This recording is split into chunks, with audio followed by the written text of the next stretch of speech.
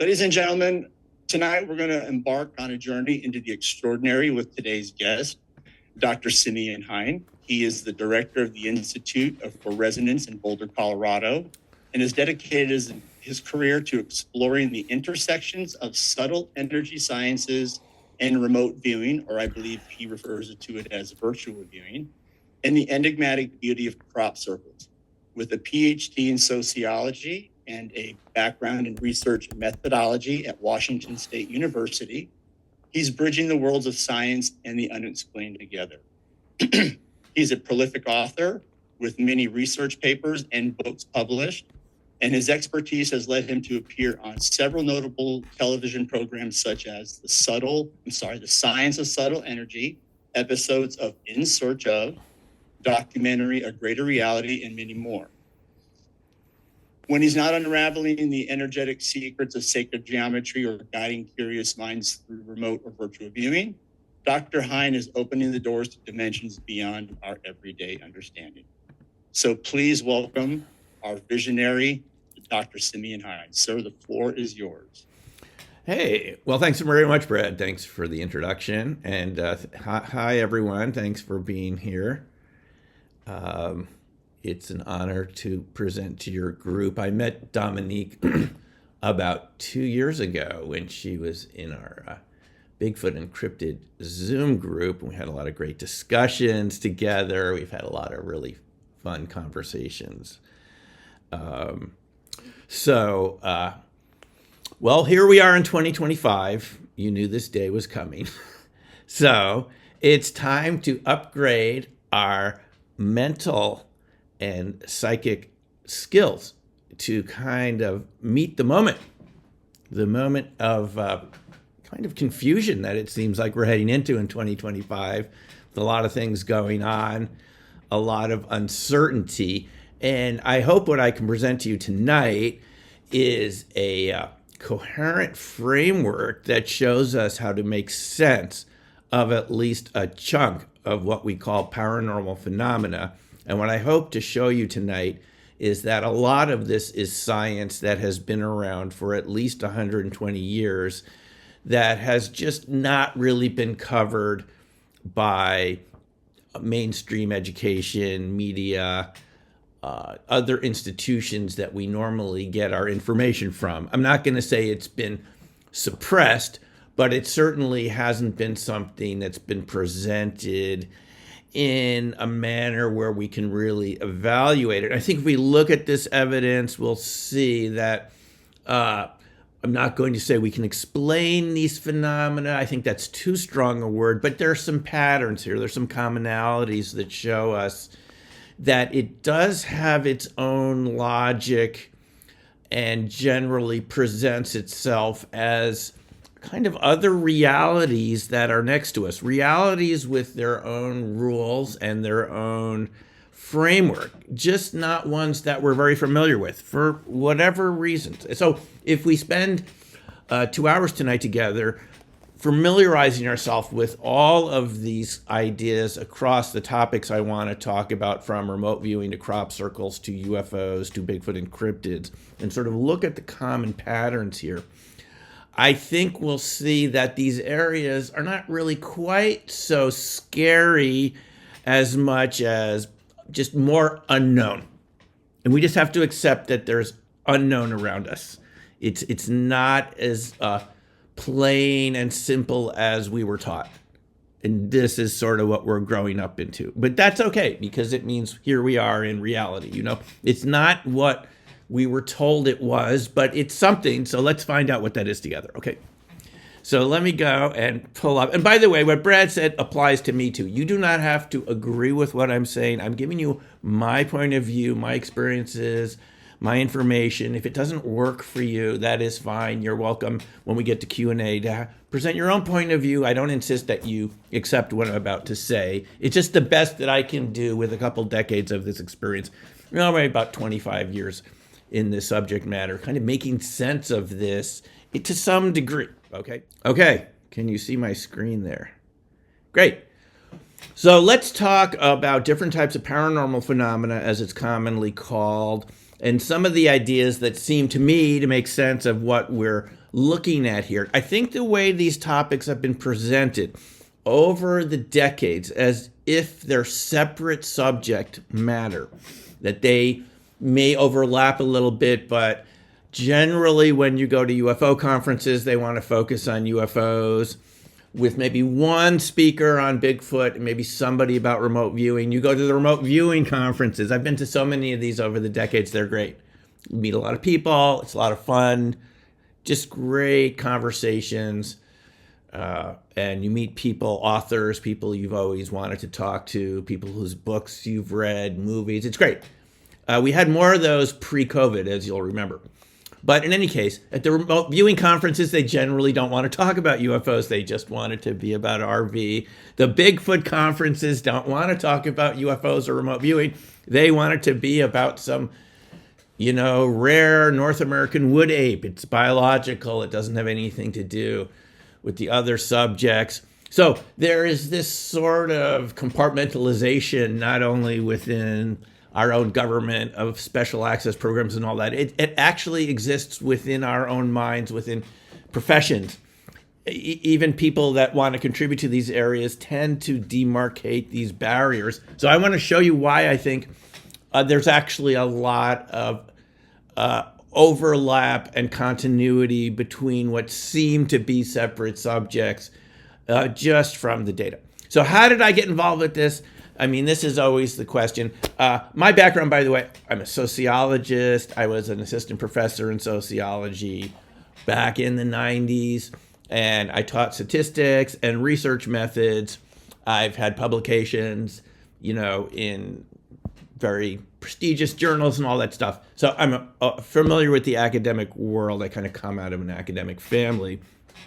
How did I go from that to being interested in these sort of subjects, which are kind of on a different end of the spectrum from mainstream academic topics? I think it probably started with this UFO sighting in the Everglades with my mom when I was about 12. We went down to the Everglades, just me and her, not my brother or dad. We went down, she was a bird watcher. We're out there in the Everglades. It's a typical summer afternoon in the Everglades. And all of a sudden I look up and there is something hovering over us, cloud height. Okay. What's that? About 10,000 feet up or something like that, 10, 15,000 feet. And it looks like a big moon, round, green though, kind of like if the moon was like a weird green color. And I said to my mom, what is that? What, look at the moon. And she just said, she looked over there, off at the horizon. And I said, no, Mom, up there. And she said, the moon's over there. I said, well, what's that? And then, we both looked up. We had binoculars, good birdwatcher binoculars. We could see this thing really clearly, and it had structure in it. It looked cloud-like, but there was definitive solid structure in it, dots that formed lines. And it's pretty much as soon as we started looking at it, it moved into a cloud. I mean, that sort of instantaneous acceleration. I mean, it just like spread up, like a fast forwarding a video film or something, and in that it was gone. And it left me with a really strange feeling. So maybe this is where my interest in some of these subjects started. We went to the ranger talk right after this, and the ranger asked, did anybody see anything interesting today? These ranger talks at national parks, in these amphitheaters they have. And my mom raises her hand, the first person, we're sitting in the front row, we saw a UFO. And the ranger said, just no reaction, just like deadpan face. Like, did anybody else see anything today? It's like she did not want to go there. So my mom, persistent person that she was, the people we sat down next to on the bench had seen it too. And now there was a blackout. It was just dark, It's kind of fitting together. You're sitting next to people who saw it dark. My mom said, we did see it. And she went up and the ranger said, oh, people see things all the time. My mom said, but look, it's a blackout. And the ranger said, well, these happen all the time in the Everglades, So she just didn't want to go there. So, this is left in my mind at 12, that we definitely saw something that my mom said was a UFO. So I think that got me interested. I did read a few books back then in high school. John Keel, Mothman Prophecies. Carlos Castaneda came across my reading list, and I think that was about it. Somewhere along the line, I came across Timothy Good's book, Above Top Secret, at the University of Arizona when I started going to graduate school. And so anyway, this is all at the back of my mind. But it wasn't something that I talked about to anybody else. I mean, who would you talk to about it except your mom had seen something? It wasn't something people talked about in high school. Now, I'm in New York right now. I'm in the Hudson Valley area. As you know, this was a region of the triangular craft sighting starting in the mid-'80s. I mean, tens of thousands of people saw these huge craft. And just like today, what did the local, state police say? Well, it was Cessna's information, even though, like those make sounds and they don't turn on a dime and they don't, hover and all this stuff. I've interviewed people that saw that vehicle. So my mom's friends saw it on the Taconic Parkway. So this is an area where that sort of thing happened. Now, the interesting thing is, going back in history a little bit, there was a sighting of that craft in 1979 by our high school gym group, the wrestling group, the wrestling team, and the coach saw it over a nearby high school, Mamaroneck High School, at a match on Saturday morning in 1979 in late December. Coach Vinny, I didn't find out about this until a couple years ago. A friend of mine, Dominic, was talking to Vinny, and Vinny mentioned this. It happened to my high school, classmates in, I think it would have been 10th grade. Nobody talked about it back then. They later said it was the scariest thing they ever saw. It's a huge black triangle about a half mile over the high school. And then jets came out of the direction of Connecticut and chased it away. And Dominic went to the library recently, looked at microfiche newspaper articles, and there it was in the news from January. January to January 79. And everything that Coach Vinny said was in the article, including calling the police. And the police said, we've had other reports, blackouts in the area. Now, Vinny said when it took off, it was like the Starship Enterprise, just instantaneous acceleration moving in the direction of New Jersey, which we've now heard about recently for other reasons. I'm saying this because sociologists like myself study something called hidden events. Hidden events are things that many people are experiencing, but they don't talk about because of fear of ostracism, ridicule, and some sort of retribution, from friends or colleagues or their bosses, right? We all know about this. And we're all told to stay in line and just sort of say the official version of what reality is since we got here, since we're really little kids. So more of this can be going on than you would know about. And the fact that the flying triangles were seen here as early as 79, and I don't even find out about it till 2019 or something. I mean, seriously. And it's your own classmates. So there could be things happening that you don't know about, and it doesn't come to the surface until enough people see it, and it goes past the limit of our social awareness. All of a sudden, it kind of becomes something that people are okay talking about, like we're seeing now recently in the past couple of weeks with these so-called drones. So hidden events, just keep that in mind with all the topics we're about to look at.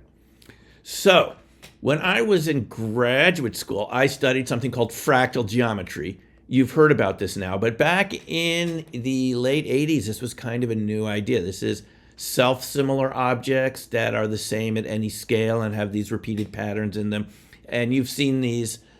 Even back in the 90s, we had these computer programs that, as you magnified the fractal, it just looks the same at different scales, but never quite repeats the Mandelbrot set.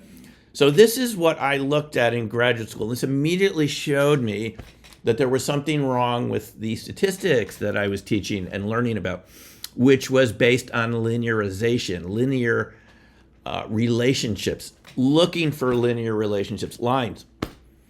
But what fractals were showing us is that nature is not built around lines, it's built around branching structures. So the idea of having averages and standard deviations might not apply to all the systems. that we're looking at. But that's what science does over and over again. It's looking for these linear relationships of cause and effect. It's our heritage of the Newtonian Cartesian paradigm from science from several hundred years ago.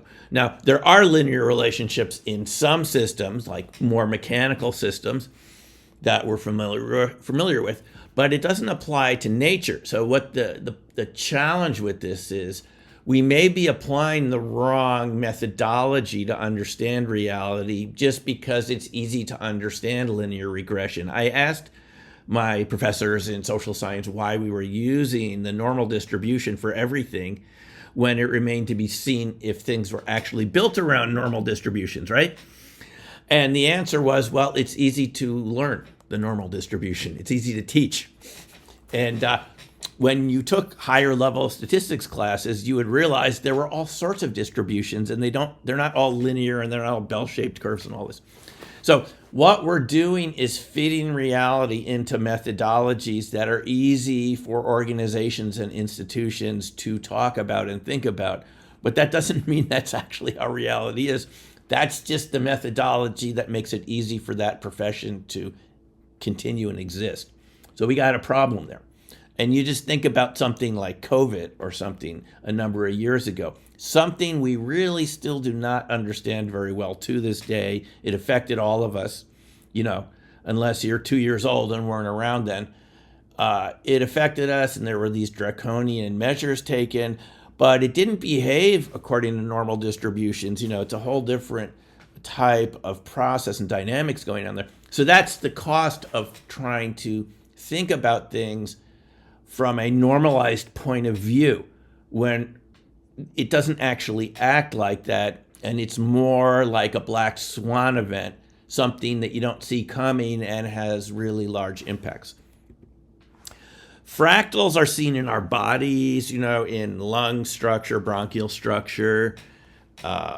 This is an article that was great from Scientific American way back in, this is a long time ago, but it said, hey, fractal shapes are built more around chaos theory than they are linear relationships. And you know what chaos theory tells us? That small changes can have big effects. It's not something maybe your mind wants to wake up and think about every day, but that's life. Small changes can have big effect. Back then we used to call it the butterfly effect, which was the idea that a butterfly flapping its wings over the Amazon rainforest could affect the weather in Europe. Because little changes, and that's what we find from fractals, chaos theories, that little changes in the seed values in the initial equations can have really big outcomes later on. And this is how reality really works. Just think of epidemics and things like this, right? Landslides, physical landslides, unexpected weather events that you don't see them coming. Arterial structure, heart, and the way our arteries and connect to smaller, structures in our body, capillaries, microcapillaries. This is the way that nature gets a maximum amount of surface area into a limited volume, right? As you keep branching and branching and branching. So structures like this do not behave according to linear sort of relationships. They look more like this, is that they're self-similar at different scales. So fractals not only apply to physical structures, but to time processes. You look at the time signature of a process, and Benoit Mandelbrot found this working for IBM, when his job was to look at the sources of line noise back then, before we had more internet coming through radio. Signals were just sent through telephone wires, kind of like in the old days of a telegraph. And he was looking at line noise, and he found that the noise signature was the same whether you looked at a year, an hour, or a second, right? And this applied to things also like stock market, all sorts of systems, and he created this idea of fractal geometry. He's sort of the father of, he passed on a couple of years ago, he was the father of fractal geometry. Now, talking about hidden events really quickly, and I mean, this is going to resonate with you. Fractals were discovered around like 100 years ago, but nobody liked them. They called them mathematical monsters. This sort of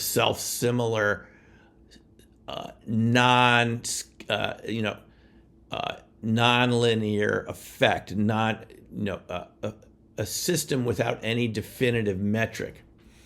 And they just pushed them away because nobody wanted to deal with them. They just like, these are like monsters. People who think for a living generally tend to like things that are easy to understand, that can be linearized. It's the way your brain can figure it out. But again, it's not necessarily how it works. Now, the perfect example of this is what's called the coastline of England question, is how long is the coastline of England? Now, you might think on the surface, that there's an answer to that question. It's so long, right? And when you go from here to there, your trip computer in your phone, your app tells you a certain distance. But actually, between 2 points, there really is no exact fixed distance. And especially with a coastline, the length of the coastline depends on the size of your ruler. If your ruler is a mile long, you're going to get one length, like on the left side here, for the coastline of England. But as your ruler gets smaller and smaller, what happens? Well, you can start measuring in between more crevices, in between rocks, right? And if your ruler got smaller and smaller, this sounds like Zeno's paradox or something, the Greek philosopher. As your ruler gets smaller and smaller, now you're going between sand grains, right? So the coastline of England now becomes infinite in length. Does that sort of make sense? Because it depends on the metric. So if the metric is changing, you don't have any more fixed quantities. It's self-similar, but without a fixed metric, you don't have fixed distances. You don't have absolute values anymore. And it becomes you need different tools, what we call fractal dimension over any definitive absolute measurement of length, right? And so this is what we end up with is dimensions. So an object with a fractal dimension like a coastline, because, if you're coming in from a plane, from a distance, a satellite, and you're zooming in on a coastline, you've all been on planes and seen the coastlines of countries and places you're going to. As you come down, you see more and more detail, right? More and more detail. It never resolves into a line because it's nature, it's reality. Maybe the buildings resolve to lines, but the whole area has this sort of fractal density to it. So fractals, interestingly enough, are defined as objects between dimensions. Think about that for a second with the type of subject matter that we're about to talk about. Objects between dimensions. So think about something like a cloud. Is it two-dimensional or three-dimensional? Well, scientists who study it say it's between dimensions. It's between 2 and 3. It's more than a flat surface, but it's not completely three-dimensional. Why? Because as you get closer and closer to a cloud, you see it's made of rain droplets. And as you get smaller and smaller, there's space between the rain droplets. And the cloud is actually as much made of space as it is of water drops. So it's not completely three-dimensional. So clouds are thought to have a fractal dimension of 2.2 or 2.3, if that makes any sense. The coastline of England, it's more than a one-dimensional object like a line, but it's not totally dimensional. It doesn't completely fill the space, so it has like a fractal dimension of, whatever it is, 1.4 or something like that. So I'm just suggesting the idea that we already accept the idea that there are things that are between dimensions because they don't completely fill the space, but they're more than just a line or a flat surface or something like that. So this is what mathematicians that look at nonlinear systems look at, is fractal dimensions of systems, the complexity of it, rather than any absolute measure of distance. And this is also applies to music. Music is fractal. It has this relationship between bass notes. There's more treble notes. Most music, you think about it, a lot more variation in the treble notes in the lead guitar than in the bass. And that's called 1/f spectrum or flicker noise. So the reason I'm mentioning this to you is just from the outset, you can see that there are entirely different mathematical bases, even for living systems. We're not even talking paranormal yet. We're just talking ordinary biological systems do not fit into this ordinary linear relationship that are kind of dumbed down institutions and organizations and bureaucracies because they like things that are easy to, talk about and study and publish, publish or perish. But that isn't how biology works. So if biology doesn't even work that way, it opens up the possibility that there are other phenomena out there that you haven't comprehended yet that have their own mathematical basis, maybe like flicker noise. They call it flicker noise, by the way, because even a slight change can set off a big effect. The butterfly effect, it applies apparently to avalanches. Avalanches don't just start with a loud noise. It starts with something that resonates at a certain frequency. Remember the Tacoma Narrows Bridge film that we all saw in high school of that bridge in Tacoma, that the wind starts and it just hits that resonant point of the bridge, and the bridge starts going back and forth, and eventually it completely collapses because it had a resonant sweet spot that made it acoustically active in a sense. That's the idea of flicker noise, is that systems that look really stable, if you hit that resonant mode that they're interactive with, all of a sudden can change quickly, just like an avalanche. And that's why avalanches are so unpredictable. So this already has a basis in science, okay? So there's different types of noise, and what we're talking about here is something like white noise would be random, and pink noise is kind of correlated. So it's something like it's something like between the brown noise and the white noise. The brown is kind of more correlated. So anyway, these types of systems allow for nature to have a lot of flexibility and variability, and it allows us to be very adaptive and do things that we're not even conscious of. And one of those things is remote viewing. This is something I got involved with in 1996. You can see where I'm coming from as someone looking at research methods and all this nonlinear stuff. I was open to the idea there were other things that might exist that no one had ever told any of us about that were probably true, right? Just because the math showed there had to be fractal chaotic systems out there. So when I came across remote viewing, this is the ability to perceive and describe things at a distance without using your eyes or ears or physical senses. I was open to the idea that this could be one of those phenomena that fit into this sort of idea of fractal systems, where you're sensitive to things, but it's just beyond your conscious mind's ability to perceive and pick up. And so when I took the class in 1996 at the Farsight Institute, I mean, I'm just out of graduate school. You can see I'm just showed you my background, sort of the stuff I studied. I wasn't sure if this worked. I wasn't against the idea. I just didn't know, but it did. And within a couple of days, people were doing what you can see here is you have a hidden target picture on the left, and the viewer is asked to describe it, which is their drawing on the right. And sometimes they just absolutely nail it with no obvious reason how the information got from that target picture or the target site into their awareness. And so I was impressed with targets like this. This is just a beginner for my own RV class. I started teaching it a year later in Boulder after working at Farsight for about a year, that people could do this. And coming from a statistics background, this should not have been possible if reality worked the way you and I were taught in school. If it's all coming through your senses and it's all linear and physical and all this stuff, just electromagnetic phenomena, you shouldn't be able to describe something you haven't seen yet that's in a folder behind you by 20 feet. You won't see it until the session's done. And get all this sort of detail. In this particular session, by the way, the previous one, this guy thought, oh, it can't be the Washington Monument. So he described the Lincoln Memorial. I mean, in his mind, he walked down the reflecting pool to the Lincoln Memorial on the other side. And the same thing with Ron in this session. He just thought, oh, it can't be a race car. It's a stadium. But it's both. It's a race car and a stadium, as you can see. So this is something, I mean, this is double blind in case you're thinking maybe someone knows it and is communicating it somehow to the viewer.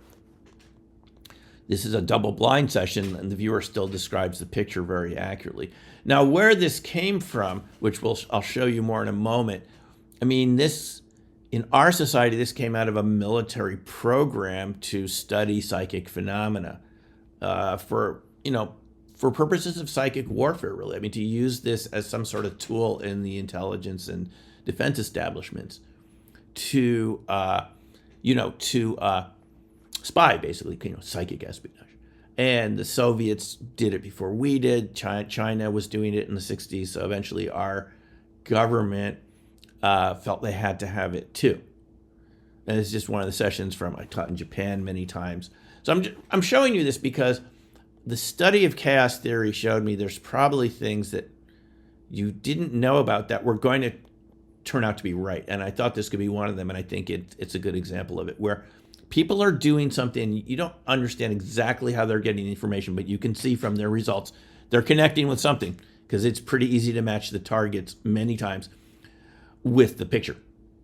And it doesn't even need to be a picture. I mean, it could just be a written statement. I mean, you can send them to the site mentally and have them walk around to describe things you can't even see in the picture, which shows us that they're connecting not just to the picture, but the actual target site itself. Now, one of the first people to be studied for this program in the US was Uri Geller. You've heard about him, spoon bending, all this stuff. But he was invited over here in the 70s, 72, around there, when this program was first starting up from, the efforts of people like Edgar Mitchell, sixth man to walk on the moon and all this. And they had him come over for 6 weeks. And if you read this book, it was one of the first books about remote viewing, or there's excellent movie, Third Eye Spies, by Lance Mungia. They show the original sessions in the bonus section. They have him doing these viewing sessions. Now, back then, they just had people viewing things in a box. Just like Yuri, what's in the box? They would put different little objects in and have him describe it. And eventually it evolved into map coordinates, just to make it more interesting. What's at the map coordinates? And then they would just use random numbers and just randomly assign it to any location or picture and put it on top of the folder. But it started out this way in a very basic way.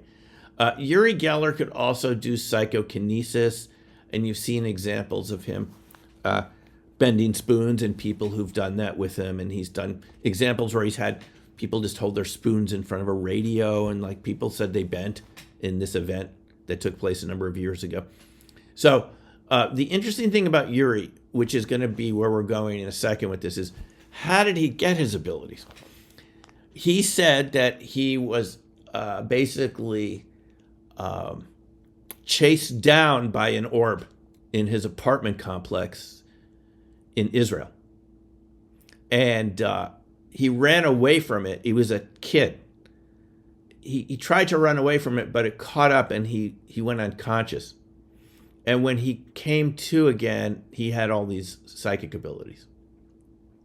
It's kind of interesting if you think about it. A neighbor of his came forward recently and said that he saw this happen. He was on his porch and saw this ball of light chasing Yuri. Whatever these things turn out to be, we're going to talk about that in a moment. But, I mean, there is a connection right away between remote viewing and orbs, which means that if you have contact with one of these, it could affect you in unpredictable ways. And in Yuri, it gave him the ability to be psychic and do remote viewing. And he has this YouTube channel. You can see him on Twitter X all the time. He's probably on Instagram, right? He's still doing this, and he's still enthusiastic about all of this. So he thought it was from some craft, from a UFO. I don't know what it was from. That's his belief about it. But it just shows us, even in the early days, we can't completely separate remote viewing from these other topics. My first crop circle was an RV target in 1996. It was this particular crop circle, the Windmill Hill Julia set, fractal, by the way. It's fractal because it's sort of this self-similar spiral curve that is sort of the same at any scale. By the way, our inner ears are kind of shaped like this type of spiral, which allows them to perceive a lot of different frequencies. This is how I got involved in crop circles. I was just curious from this target. And in the session, I got a lot of weird energies and wasn't sure what I was getting in the target. I kind of drew hills and these shapes. That's what got me to go over there in 1997 with Ron Russell, who was giving crop circle tours, and I met him at a UFO conference, and I was just curious, and that's how I ended up going off in that direction. was just to see what these actually were. And you want to get your feedback on some of these RV targets, just get a sense of how accurate your session was. So this was the first crop circle I saw. It was called the Koch snowflake fractal. It was the size of a football field. You can see on the left these little people in there. That's how big it is. It's 300 feet across. It's next to Silbury Hill, it's in Wiltshire. You can see this picture. It's the oldest and largest earth mound in Europe, and the biggest. It's like sorry about that. I thought I had this on silent. It's just a big, huge man-made mound from 5,000 years ago. So we go over there, and here, this shape that I had studied, this fractal shape, which I had measured the dimensions of and all this stuff in my dissertation. Here it was, the size of a football field in England. Kind of mind-blowing, you know. And it had the right correct fractal dimensions, and it was just kind of cool to look at it. Here was another version of it the same summer, a couple weeks later, at a place called Milk Hill, near one of those chalk white horses that they've carved into the downs there, as they call them. So my first crop circles that I ever walked around in were these fractal shapes, which I thought was kind of an interesting synchronicity here, right? Koch snowflake and all these other ones. Now, immediately, well, I wouldn't say immediately, but within about 2 weeks, a week, I was encountering people that said there were strange electromagnetic phenomena around crop circles. This particular crop circle near Silbury Hill, but from 1993, caused Ron was our tour guide that I went with for a number of years and later took over his tour and gave the tours myself. He said it caused his compass to spin around like a motor, which is really strange if you think about it. I mean, you're in wheat, right? It's sort of an inert substance. It doesn't really do that much electrically. And here you are, and it's just spinning around in this particular circle. So there were these interesting effects. He said that in 1995, in this formation by Avery Truslow, that he went out to get some more film from his camera. And he said just strange things started to happen. The wheat seemed to get higher. The path got narrower. He encountered people speaking a very old type of English that isn't spoken anymore, dressed in kind of a medieval garb. And then he never made it to the car because of all these weird experiences as he's walking down the tram lines. These are the tractor lines you can see that are every 80 feet in the UK. It gives you a sense of the size since you know what the tram line distance is. In the US, we use planes for applying, chemicals and things, fertilizers. But in the UK, they use these tractors. So he eventually gets back to the circle, and he feels like he's been gone for 45 minutes to an hour, but the people say he's only been gone for like 5 minutes. So it's one of these time slips that you've heard about. This is another part of paranormal phenomena, are time slips. This pops up in so many places. Here it pops up in crop circles. Obviously, this happens around UFOs, Bigfoot, cryptids. Interesting piece of the puzzle here is why you get these time slips that people don't know how to make sense of, are not really comfortable talking about it, but sometimes they experience it in groups of people, right, together. Remind me at the end, and I'll tell you a story about that from a friend I know. One of my remote viewing students in Boulder, in one of these live classes I taught right before COVID, had one crossing the street. He said he looked at it, became sort of black and white, and there were like the cars disappeared. It was horses and carriages. The street was not paved anymore. And then by the time he got to the other side of the street, it came back to color in the present moment. So maybe you know people who've experienced this, or you've experienced it yourself. We could talk about it at the end. So other types of experiences around crop circles. This is one we made in Kansas on the way back from the remote viewing conference in Austin in 2002. We had permission to make a small one outside of Hays, Kansas. And I mean, all of the film came out like this. You see how weird that looks for a professional Nikon camera that's never done it before and never did it again. it doesn't look right. What are these lights and what's this weird stuff going on? I mean, it looks like some sort of electrostatic effect on the silver emulsion. This is physical film. Now, we made this one ourselves. This is not UFO made. This is a small little circle we made ourselves.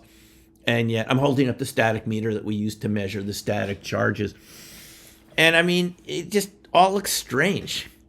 We didn't experience anything strange. Now, I've seen plenty of cameras, and I'll show you this in a second, stop working in crop circles, other weird things. We didn't feel anything, but the camera did. Who knows? In Opening Minds, I wrote about how I had talked to a circle maker who was going to make a circle in a place called Tosmead Copse. And they saw these orbs come. Well, they thought they were like headlights coming over from different directions, like the farmers were going to get them. These were human circle makers, a bunch of 20-year-olds with boards, and ropes, and they're going to make a circle. And these things come in and they run out of there. I mean, they first thought it was headlights, and then it just kept coming over the wheat and converged, and they just were scared out of there. So it's a case of orbs chasing people out of a formation. And then a formation appeared later on, a couple days later, they thought was much better than the one they were going to do. So I thought maybe that was the point of the orbs or something. Who knows? But people see these little orbs over these areas. This is over a human-made circle in 1999. Now, we were on that hill. By the way, this is right next to Tosmead Copse. Copse is a forest in the UK. It's just in this area. But this was Woodborough Hill. We were on there doing a meditation and connect with the crop circle spirits and energies. And this German tourist was coming over to meet us, Koch and Kyborg, two German researchers, and he saw this with his eye and filmed it. It's the classic ball lightning orb. A lot of discussion about this in the past couple of weeks. Kind of cool that this has kind of gone mainstream since, people are seeing these around. It's been reported by Air Force pilots. But anyway, here's one over a crop circle. They like crop circles too. Here is an example of battery and camera failure. Now, this is the Devil's Den Formation 99. Took us all day to find this. Nobody knew where it was. We just had a general idea. We had to scout it out from above. Kind of an old Celtic stone dolmens there. And this affected 3 devices in the space of half an hour. This is just one. The guy was with Masao Maki, a Japanese researcher. His brand new Sony camcorder started malfunctioning, said dirty heads, back when you were using tape. Brand new though. Stopped taping. And these guys come in. Let me see if I can get the video with a GPS. The GPS has just gone wrong, basically. And the screen has gone. Look at this. The screen sort of pixelation. Let me get it's like it's been pushed or something. That's solid plastic. Oh. The last time I had this, all my batteries got red hot. So look at the batteries. They're flat as a pancake. Let's have a look. That's only the second time it's ever happened. The last time you had 14 hours when you came in. 14 hours of battery life when I came in. Just put out. So there you have it. This is crop circles affecting batteries, which again, you read the literature happens around UFOs. And as I've come to understand recently, Bigfoot. Yes, Bigfoot and cryptids affect your batteries and cameras too. So, okay, in Simeon's mind, and you don't have to agree with this, I'm kind of looking for what may be explaining both. Maybe they're totally different, but as a scientist, I have to say, could there be a common phenomena here, explaining why batteries drain around Bigfoot and crop circles, right, and UFOs? Maybe it's the same principle at work. I heard about this from different camera crews. This was filming with the National Geographic Channel around 2006 or 2009. And they told me that you film with these guys for hours, and sometimes they don't use it. And you just spend all this time with them. And they just show a little clip, and oh my God. It can be really frustrating working with these crews, but you know how it is. They told me, but I got a great story from it. BBC came out to that place, Silbury Hill, right behind me there on the left. And their beta cams, which are, these very expensive professional cameras, stopped working. And it was so bad, they had to call London for instructions how to reboot them since they're software-driven cameras. How do you restart them? Nobody knew how to do it because they'd never done it before, and yet. So it's just professional camera crews are affected by this too. Here's another example, one of our tour guests. Okay. So, Pam, what happened to your cameras in the circle? Well, you know how when you take a picture with a digital camera and the picture you've taken shows up in the view screen and then it goes away and it shows you what you're looking at so that you can take more pictures. Well, mine doesn't do that when I'm in a crop circle. It shows me the picture I've taken and then it shuts down. Yeah, so it's another. And type what formations? Where did that happen? I first became really aware of it in the Chutes formation. The one on the left here. And then it happened again in the Avebury formation. And so the viewfinder, instead of showing you the preview what you just took, it just shuts down. Instead of showing you what you took and what you can take again, it just shuts down. Mm-hmm. Just the viewfinder, not the entire camera. But It's sort of it doesn't selective do that anywhere else. electronic Amazing. failure. Okay, thanks. Now, we also, when I was with Pam, we ran into these farmers' kids that were coming into this formation at Chutes Causeway, and they said they had seen an orb in the forest beyond us. We didn't see it behind us. That's why they were coming in. They saw something glowing. At the same time that Pam's camera is malfunctioning, you know? Just really interesting connections here. It affects other devices like this guy's engineer professor from Oregon, affected his compass, electronic compass in his watch. You know, it wasn't pointing the correct north anymore. Weird patterns showing up in viewfinders like this, like what the heck is this, you know? Stuff like this. The weirdest thing I saw, which I probably want to make a video about at some point, was someone sat down on a crop circle with us, and when he got back to the hotel, his key bent in the lock. Have you ever bent a key in a lock? I've never heard about this. I mean, you put it in and it's soft like putty. It just melts. Again, it's suggesting that there's an electronic effect going on here. EM effect, a weird EM effect.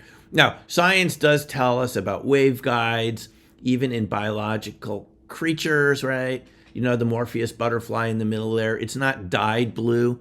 That is a metamaterial effect of the waves being shifted from the small patterns you see in the bottom. These micro patterns affect how light propagates and makes it only emit blue light. That's the Morpheus butterfly. But a lot of different animals have this for water repellency or anti-reflection, so they're not as visible. The bottom are these little micro patterns that make up metamaterials, right? They're engineered materials, in a sense, repetitive patterns that affect electromagnetic wave functions.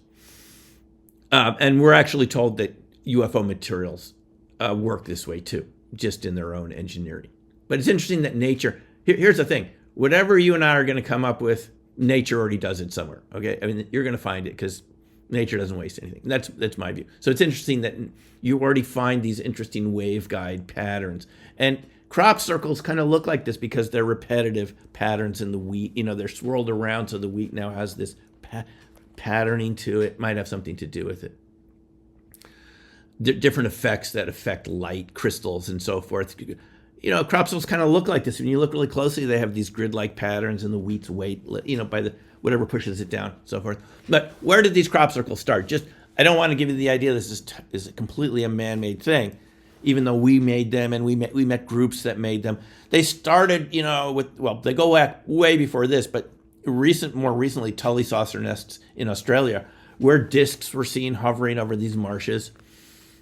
Oh, and if you look over the years, these happened many times throughout the 60s, and they left these crop circle-like patterns in the reeds, just like that. So it's again affected their propulsion system. Is it intentional? We don't know. But just so you know, there are UFO crop circle connections. That book, The Secret History of Crop Circles, I'll mention it again, by Colin Wilson, I believe, goes into the history of this back to the 1920s. You know, old crop circles, all the stories he could find. And you can read about the Tully saucer nest. Now, I met a woman who's now passed on, Louise Voves, in North Idaho. I wrote about it in my book, Black Swan Ghosts. she had seen a UFO hovering over blackberry bushes in a meadow with her brother who made huckleberry products. And when it left, she said it made a sound and it flattened the meadow as it left. She said perfectly, like 20, 30 feet across, flat as a pancake. Kind of crop circle, a UFO flattening plants. So this is a great witness. You can watch the video on my blackswanghost.com website. I have all the interviews from the witnesses in this book on that site for free. You can just go and watch it. But the interesting thing was there was a mother and son there, just as an aside, who panicked when this disc was hovering in that flying leaf pattern, kind of wobbling, the lights. And they went down to Usk, which I visited. It's a little town. It had a payphone back then. It's still small. And Usk, Washington, right? They're in northeastern Washington state. And she called the sheriff, and then Louise said that within 45 minutes, the military was coming up from Fairchild Air Force Base in Spokane, asked her 20 zillion questions. Did you see anyone? They wanted to know everyone. And then they closed the area off. They sealed it off, made everyone leave. And when Louise went back with her brother the next day, because they wanted those huckleberries, it's like a season for huckleberries when they're good if you're making. There were Jeeps now parked a mile from this sighting of the UFO with tank traps dug into the road. So this is the 70s, folks. This is how serious this is. It's been going on that long. They're sealing off the road. A friend of theirs went back like a week or so later. The Jeeps were still there. The area was still sealed off from just something that apparently didn't even land. So that is not our own stuff, folks. There's no way this is our own stuff if they're staying up there a week with Geiger counters.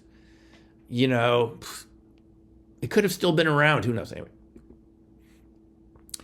More examples. Look at this weird pattern of the pollen forming a spiral vortex pattern in the center of a crop circles. The Japanese tourists took this. And this is Colin Andrews on the top, who, well-known crop circle researcher. He was one of our guests in 2010, and his camera stops working in one of these, He measured the magnetic field lines in the field and found very strong magnetism in milliteslas here.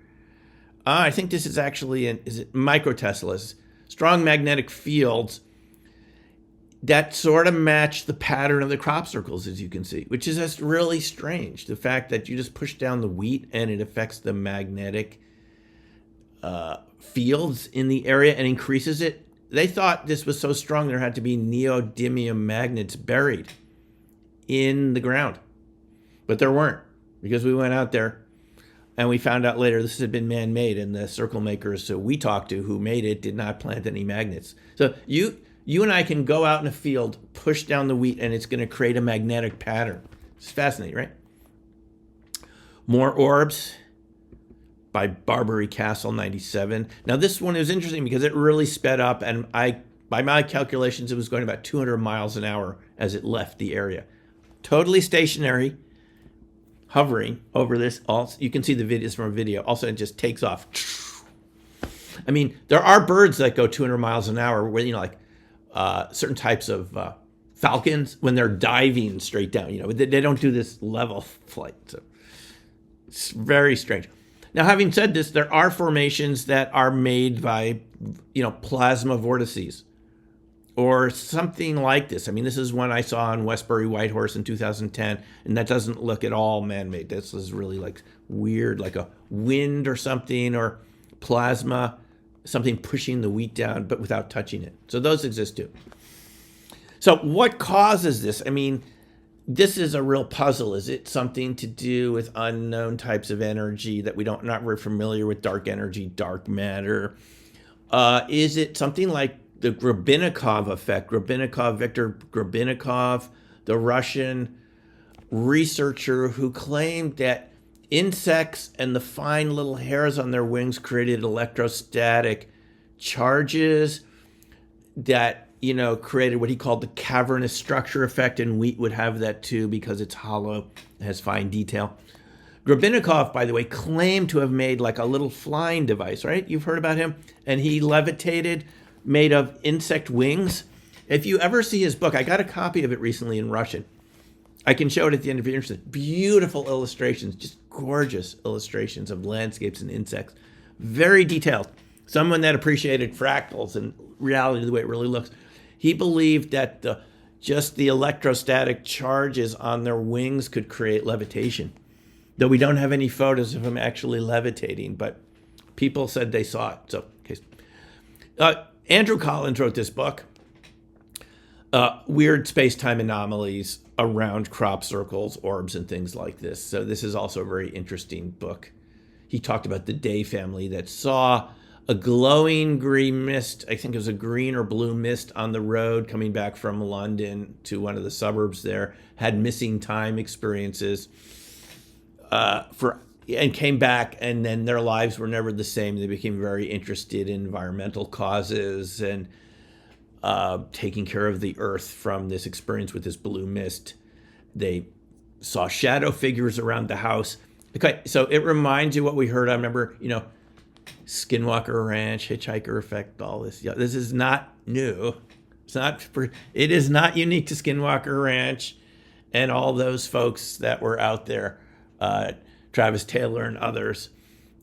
People have been experiencing this for a while, just around Orbs, any old place.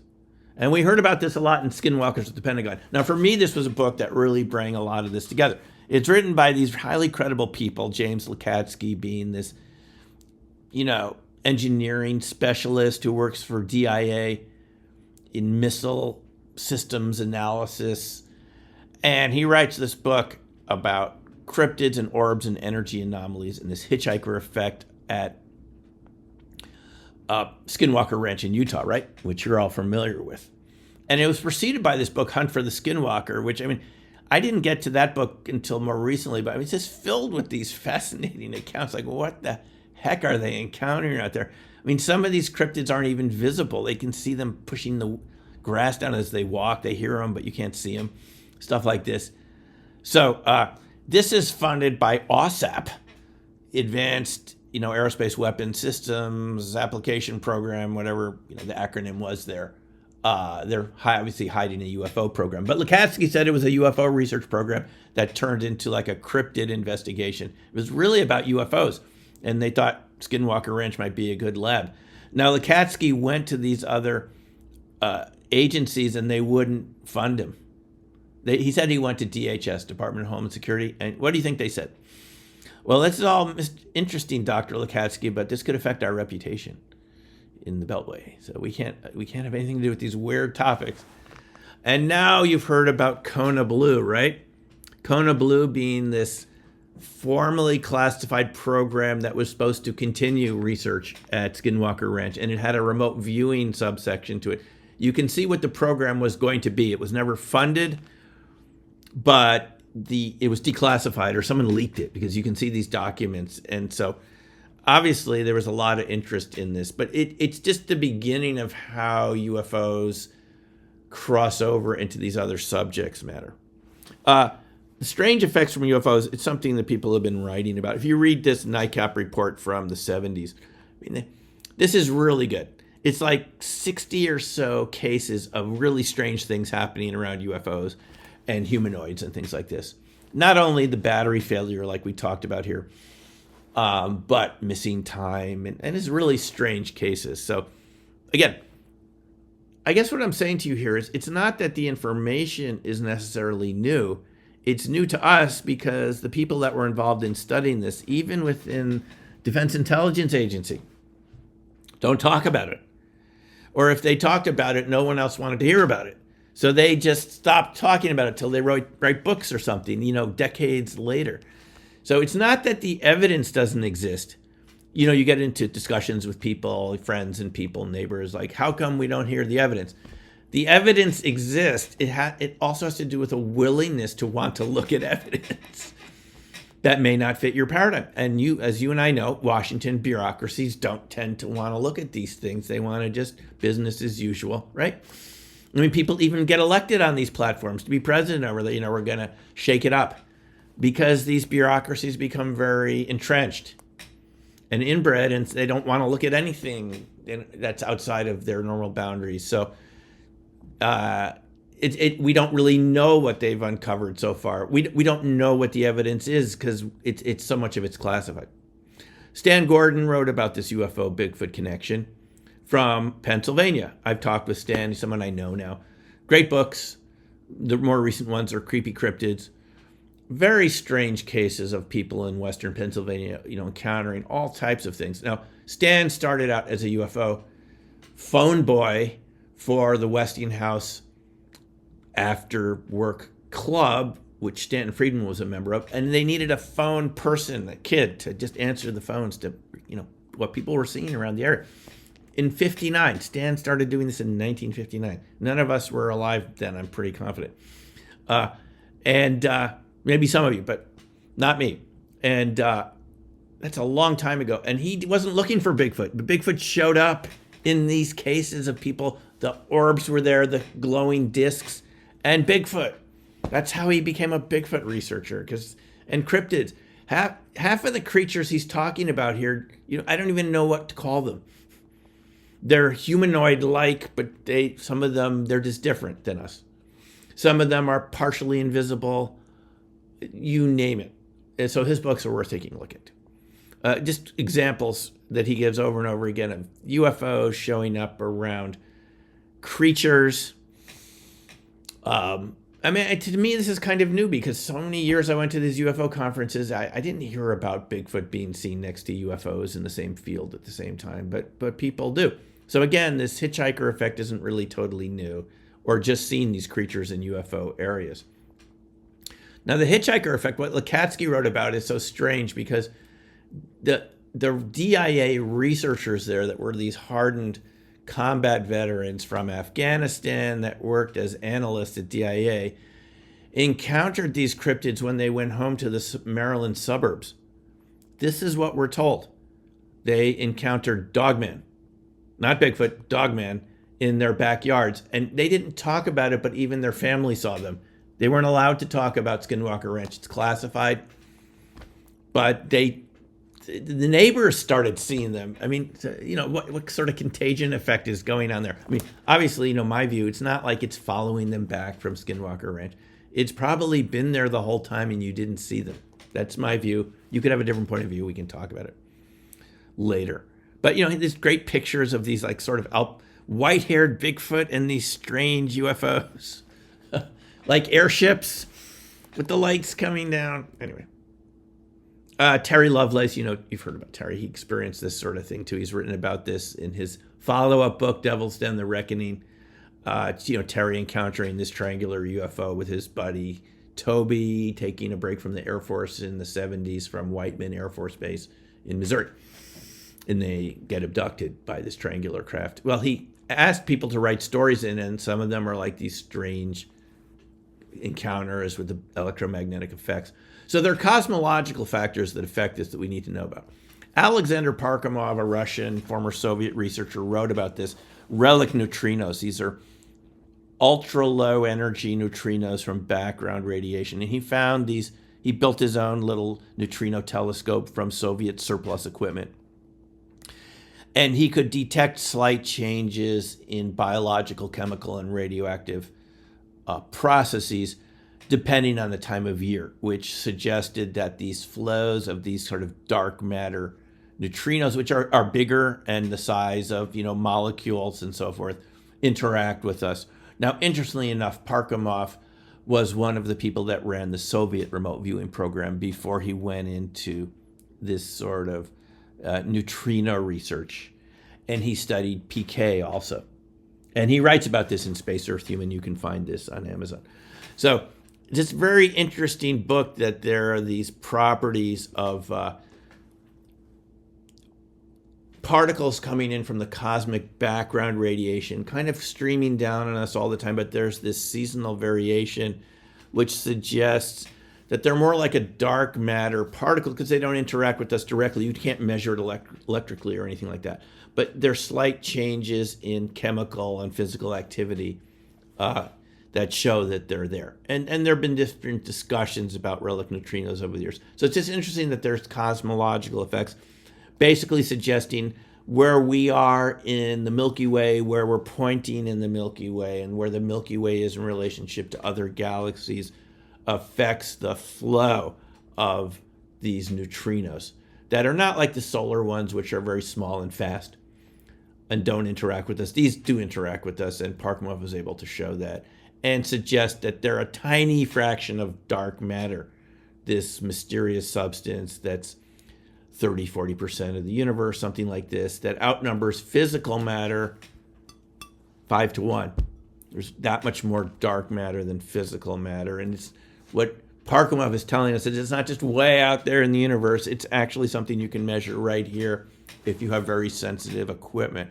So hence, dark matter is interacting with us, and it seems to speed up or slow down reactions and affect us in interesting ways. Pear Labs studied this PK effect with micro PK right in Princeton, not far from where I am here in New York. They used a random number generator and showed after hundreds of thousands of experiments that the line deviated from randomness. It would have been a 1 or a 0 randomly, but if you're thinking about 1, the number 1, it shows up more often than zeros. Same if you're thinking about trying to make the device go towards zeros. Again, this is something that Parkhomov studied in the Soviet remote viewing program and that he writes about. He didn't conclude it was a reliable enough effect. Physicists might see it that way to be useful. I mean, we could debate that, but he did say it was real. But here, Pear Labs comes up with these very interesting results with micro PK. And again, Uri Geller, we talked about macro PK, bending spoons in the front. But here it is at Pear Labs, and they found you and I could affect about 2 or 3 events per 10,000. The random number generator is spitting out about 10,000 events per second. So we're affecting 2 or 3 events per second with our minds. And that's just interesting to show that PK is real. Boyd Bushman, who you might have heard about before, worked for Lockheed Martin. He talked about this neutrino universe as if it's an alternate universe next to us in our space that we're not seeing because it's a type of dark matter, right? But it's here. And it has interesting interactions with it. We don't understand it very well. But again, suggesting another universe that we don't perceive very easily, that interacts with us only gravitationally, kind of a weak force, but that it would be there. Okay. So this type of research into this matter, when we look at it, and this is kind of important, it goes back 100 years easily. It's not just from Nikola Tesla, who was looking at these alternate energy types of processes and resonance and frequency. Something that fits into the topics we've talked about so far, communications at a distance and so forth. Winston Bostick studied it for Department of Energy in 1956, and he created what were called galaxies in the test tube. And he concluded that the galaxies we see out there might be made of plasmas in the same way that he was able to create in a test tube. And they had structure and form, so he called them plasmoids, which a name has come up again recently. And so again, this is sort of research being done for Department of Energy test tubes in a galaxy. Now, this was being done to create propulsion systems. Bostick thought it's for Project Sherwood, and he thought that you could get to Mars maybe in a week using this type of plasma propulsion. You could see DOE being interested in the 50s. Now, even when we look at Air Force studies recently of ball lightning, some of them were done by Eric Davis, Davis-Wilson memo, that Eric Davis, it's classified. And it talks about blank program from the 50s. I think that blanked out word is propulsion programs, because that's what Bostick was looking at. You could see how it could have been classified. I mean, this has come up recently with the New Jersey drones of what's the propulsion system of something that can stay up for 6 or 7 hours that doesn't make any noise. Ken Shoulders worked in this at SRI, originally in microelectronics, masking techniques, circuit boards and stuff. for NSA, but goes into charged clusters, exotic vacuum objects, plasmoids. It decides, just like Boyd Bushman, it's like another universe next to us, and it's happening so quickly you and I don't see it. But he said, Shoulder said, every time you touch a doorknob and get one of those electrostatic shocks, that is a plasmoid. It's a short-lived one. It doesn't last very long. But if you could sustain it, it would become part of this charged couple system that, if you could recycle it on itself, could become a sustained source of energy, right? If you could sustain that little shock you got from the doorknob, putting the energy back in because they give out a lot of energy, he thought that would be the basis of cold fusion, low energy nuclear reaction. And so he did a lot of research in this and showed us that it's based on these fractal shapes. So it's not just our organs and our bodies and galaxies that are fractal shapes. It's electromagnetic structures. In fact, there was just an article in Science Magazine a couple of weeks ago that talked about fractal dielectrics, and they showed this same sort of thing, as if they had just invented it. It goes back to Shoulders. Here it is again. What is this thing? It goes, tremendous speeds. Something like the order of 600 million centimeters a second. Maybe Winston Bostick wasn't wrong about propulsion systems. These things just instantly appear like at electronic speeds. Really fascinating in fractal shapes. And these are very interesting objects with their own properties that, curiously enough, short out electronics, cameras, batteries. This is what people researching this found. These structures have their own dynamics and laws, and they don't interact well with our electronics. They like to form spirals and circles and things like that, these instantaneous formations. And Shoulders, just like Bushman with this neutrino universe, argued that they're like another universe in our space, but we don't often see them, and they do their little whatever they're doing, forming, discharging very quickly, and they could become little orbs and things like this naturally. But they could be around you so quickly, coming together and apart, you actually don't see them with your physical eye, but they're there. You may just sort of perceive them, and they're detectable as a feeling of static charge, which you might have felt in different places. That's these EVOs, these exotic vacuum objects. So here he is saying, again, like Bushman, that they almost form their own black universe because they're not always visible. They're visible as orbs, but they have a dark state, black ball lightning. You won't see them, but they'll have these effects. And he said they might even be like what we call dark matter. I mean, here it's coming up again. Another electromagnetic universe with its own rules, forming at electronic speeds. That, if you could imagine, if you could harness it, would be something that would be really interesting. But it kind of forms an alternate mirror universe to ours in our own space. And again, this sort of hints at paranormal phenomena. I mean, he's a kind of a electronic specialist here. He's not saying that, but he's calling it a black universe. In other paragraphs here, he calls it a dark universe with ghostly properties.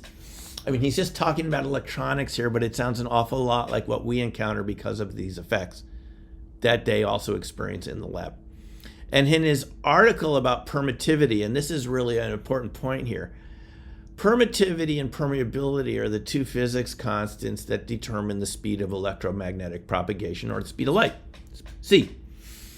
And that's what Weber and Maxwell found out in the 1800s, is this, and they were getting the estimates, by the way, the speed of light way back in 1830s, 1840s, just by looking in a lab of the discharge rates of static, very similar to the speed of light. And Shoulders found, and get this, that orbs and ball lightning affect the permittivity of the space they're in, lowering the permittivity. Permittivity is the ability of a substance to resist an electric field. And it's different for ceramic versus metals versus other materials, as you're aware. And that's what makes our electronics work, is there's different permittivity constants in different materials. So some have lower and they're susceptible to fields and some aren't. You got the idea. Well, Shoulders suggests here that these charge clusters affect the permittivity of space and create their own little mini universe right next to us if they're forming and discharging as they do in different sorts of systems, be it cavitation or different cold fusion setups, now called LEN or low energy nuclear reaction. But look what he's suggesting right here. It could give rise to complex organisms, life forms, that are operating at a different permittivity than we are, made up of these little ball lightning structures, these little orbs, right? Fascinating. And they have a different permittivity than we do, so they're going to operate at a different speed, and they could be invisible. Hello. And of course, this is what Lakatski and Keller and Knapp are writing about in Skinwalkers at the Pentagon, encountering these black shapes on these paths. You guys have read this, and it just doesn't sound all that different from Shoulders talking about this black universe of superconductivity that exists in the same space that we exist in. So when you hear about these encounters of UFOs and Bigfoot showing up and orbs and people having ghost encounters in the same spaces, it doesn't sound all that different than this type of superconductivity that Shoulders talking about, which he even calls a kind of a black universe, an invisible universe next to us. And you kind of wonder if that's what Lakatski's talking about in Skinwalkers at the Pentagon. I asked Jay Stratton, who's referred to as Axelrod. He was at the Vernal Conference twice in Vernal, Utah, Phenomicon. If this particular shape that these guys encountered that caused this fear response, have you ever heard of people having this fear response to Bigfoot and cryptids? It's almost paralyzing. Even if they don't even see them yet, this fear starts creeping up on you. Well, these guys at Skinwalker Ranch encounter something like this, but it's just a black shape over the path. And Jay Stratton said, well, it looked like black ball lightning, but that's maybe just how your brain interpreted it. Okay, we don't know exactly what it was, but I can see some parallels here. For me, it kind of comes together, apart from all the other things they experienced out there. John Hutchinson, the Canadian inventor, was attempting to reproduce Tesla's experiments and so forth with these pulse discharge devices, and ended up creating these fractured metal samples at room temperature, where he was able to fracture solid metal purely with electromagnetism at room temperature, even embedding other objects in the metal instantaneously. And that's how Shoulders got involved. He was looking to see if Hutchinson was real and concluded it was. So this is another example where you get a type of instantaneous alchemy. You get different elements emerging from these metal samples. Again, we're not talking boiling them, we're not talking about room temperature, just pulses of electricity, kind of what Shoulders is talking about, these charge clusters going in, working their sort of magic and transmuting these metals, briefly turning them into liquids, so that, think of Uri Geller's spoon bending over instantly, so that other materials just merge with them. Again, you could touch this. Now, Hutchison said that when these metals were in that shape, he could put his thumb, leave his thumbprint right into the metal. He could put his thumb into it, and it's not hot, it's cold. It's cold, but it's liquid metal. That is non-ordinary electromagnetic effects, okay? Not to mention all the battery draining effects and electronic effects, which happened to him many times. Just sort of, even Fleischmann and Pons at Utah encountered some of these effects. But again, we're talking about liquefying metals at room temperature purely with Tesla-type technology. Now, Takeaki Matsumoto, who's a Japanese researcher, started off as a nuclear physicist, but became interested in these subjects, referred to these, and he passed away last year. But there's work done at Martin Fleischmann Memorial Project to put all his works together, a Kickstarter project and everything. There's a book from that already, but there's going to be better books with better versions with the original prints, because someone went over there to get the prints, Bob Grenier, of the original videos and his photos. He called them micro black holes. That's what he was able to photograph in his materials. Just highly compressed areas. Now, we're not talking from gravity here. This is how we usually think about black holes. We're talking about from electromagnetism only. an attractive force so strong that it overcomes any repulsive forces in the electrons or whatever particles you're talking about, and it creates localized black holes from electrogravitic forces. Very interesting. So Matsumoto, again, kind of like Bostic, is suggesting that what we see out there in the stars is being reproduced at a microscopic level, including black holes and cold fusion, which would be a process where you get excess heat that circulates back to itself, creates a sustained reaction coming from quantum energy. And it just keeps recirculating. Matsumoto is claiming this is already going on out in the heavens, and we see it at the small scale. And that you see dark matter, like what I just showed you, that sort of black hole type dark structure. Interesting, alternate types of particles. And he claimed that this electromagnetic force was 40 orders stronger than gravity forces under certain conditions. So this is what's been seen, and this is in these experiments with cold fusion and Leonard. And this is what you see in these experiments is pure carbon ends up, you have a pure lead ball and you can see a carbon spray coming from it. There's no known process in physics why you would get carbon being emitted by pure lead. You can test the lead ahead of time with electron scanning microscope. No, nothing there but lead. All of a sudden you put it in these Hutchinson reactors and you get other chemical elements coming out like carbon. So it's a type of transmutation, and this can come about from cavitation too, which is, as you probably have heard about this, it's sound waves being put into a liquid and it forms these bubbles. And when the bubbles collapse at a very high speed, they create these sonic explosions repeatedly over and over again, and it creates this type of transmutation. And you can do this at a low level safely in your own home with an ultrasonic cleaner that you could get on Amazon. You can put aluminum foil there and you'll see little holes form in the aluminum. And if you test it with an electron microscope, you'll see elements there that weren't in the original material. So the point about this is that purely from sound, you can create electromagnetic effects, ion acoustic waves. And this suggests that there is sort of like a continuum from sound to electromagnetism to quantum effects, which would go a long way to help us understand what we're dealing with things like cryptids, Bigfoot, which we'll talk about in a moment, which seem to be able to project sound like a laser. Super loud howls and screams. People say the loudest thing they ever heard in their life, beyond loud, makes your organs vibrate. And people at the campsite 100 feet away never heard it. But it's louder than a freight train if you're next to it. That is very much like a directed beam of sound.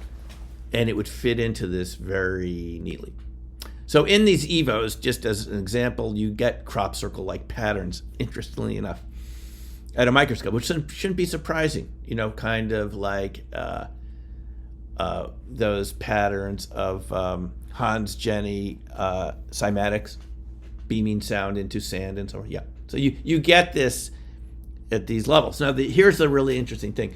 These micro ball lightnings and so forth are based around fractal patterns, because you find they're based around a wheel within a wheel within a wheel type of diagram. This is something that Bob Grenier discovered, and he called it a fractal phantom toroid.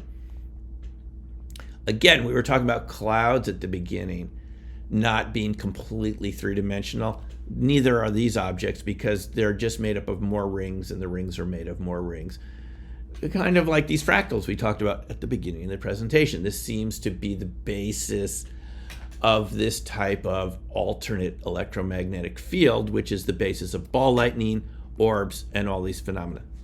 And people have been seeing ball lightning for a long time. It seems to be related to this sort of fractal type of inwardly facing shape, compressed particles that become superluminous and have very strange electromagnetic effects. Ball lightning, if it passes near you, can magnetize non-magnetic materials temporarily. It can magnetize wood. Wood can become magnetic by ball lightning. It can stop your watch from working. It can even, create disease and death these can be dangerous, but they're not always like that. Sometimes they just are harmless. It's really hard to know ahead of time. They often come down chimneys. They're attracted to soot and carbon and things like that. They feed off of other electrons and things. So people have seen this for a long time. It's been studied, but it's not a thing that science has been very well talked about until more recently. People who have talked about it, Freiberger at Stanford Linear Accelerator Center, talked about this being sort of a condensed electromagnetic field. He called it a vorton. Again, the same sort of toroidal type shape that compresses in on itself and creates very, very strong magnetic local fields just within that contained boundary. Not so much outside, but mostly facing inward. And people have seen this for a long time. John Wheeler at Princeton, even the 50s kind of described this sort of shape in terms of propulsion, creating kind of a gravitational shape effect in the beginning. Bose-Einstein condensate is an example of this. At very low temperatures, just, proposed by Bose and Einstein in the 30s, but seen in Boulder at NIST, the NIST labs, in the 90s, but only at very cold temperatures.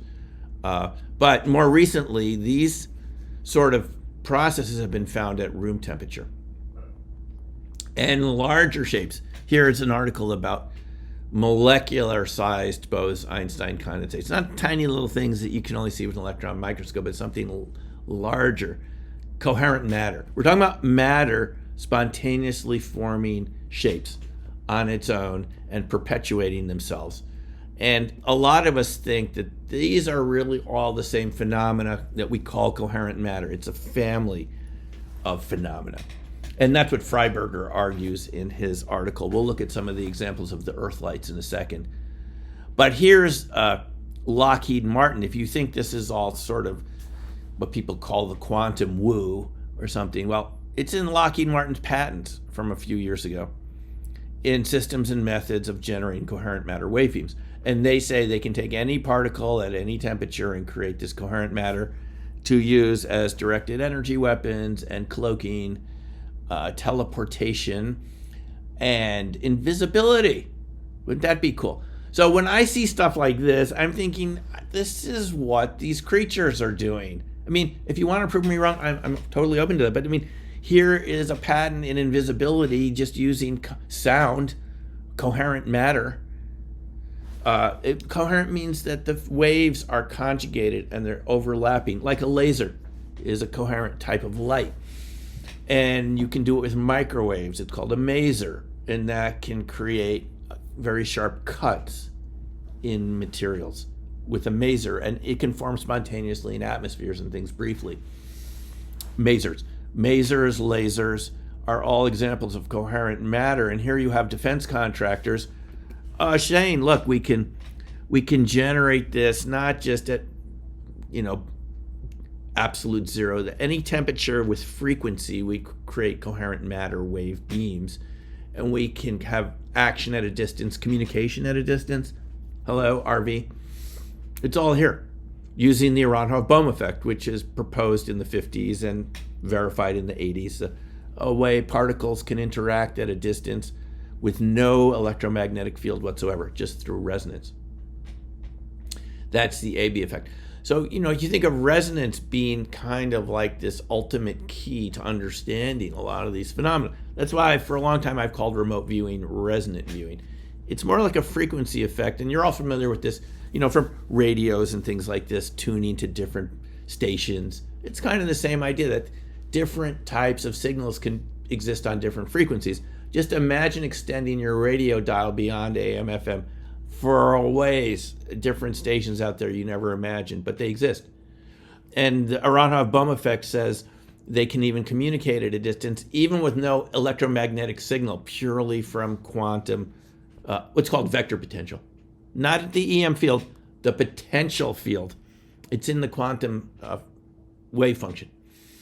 Just purely imaginary numbers can have a physical effect, create real physical structure. So this is what's really groundbreaking about this, is that This doesn't require energy, it requires coherence.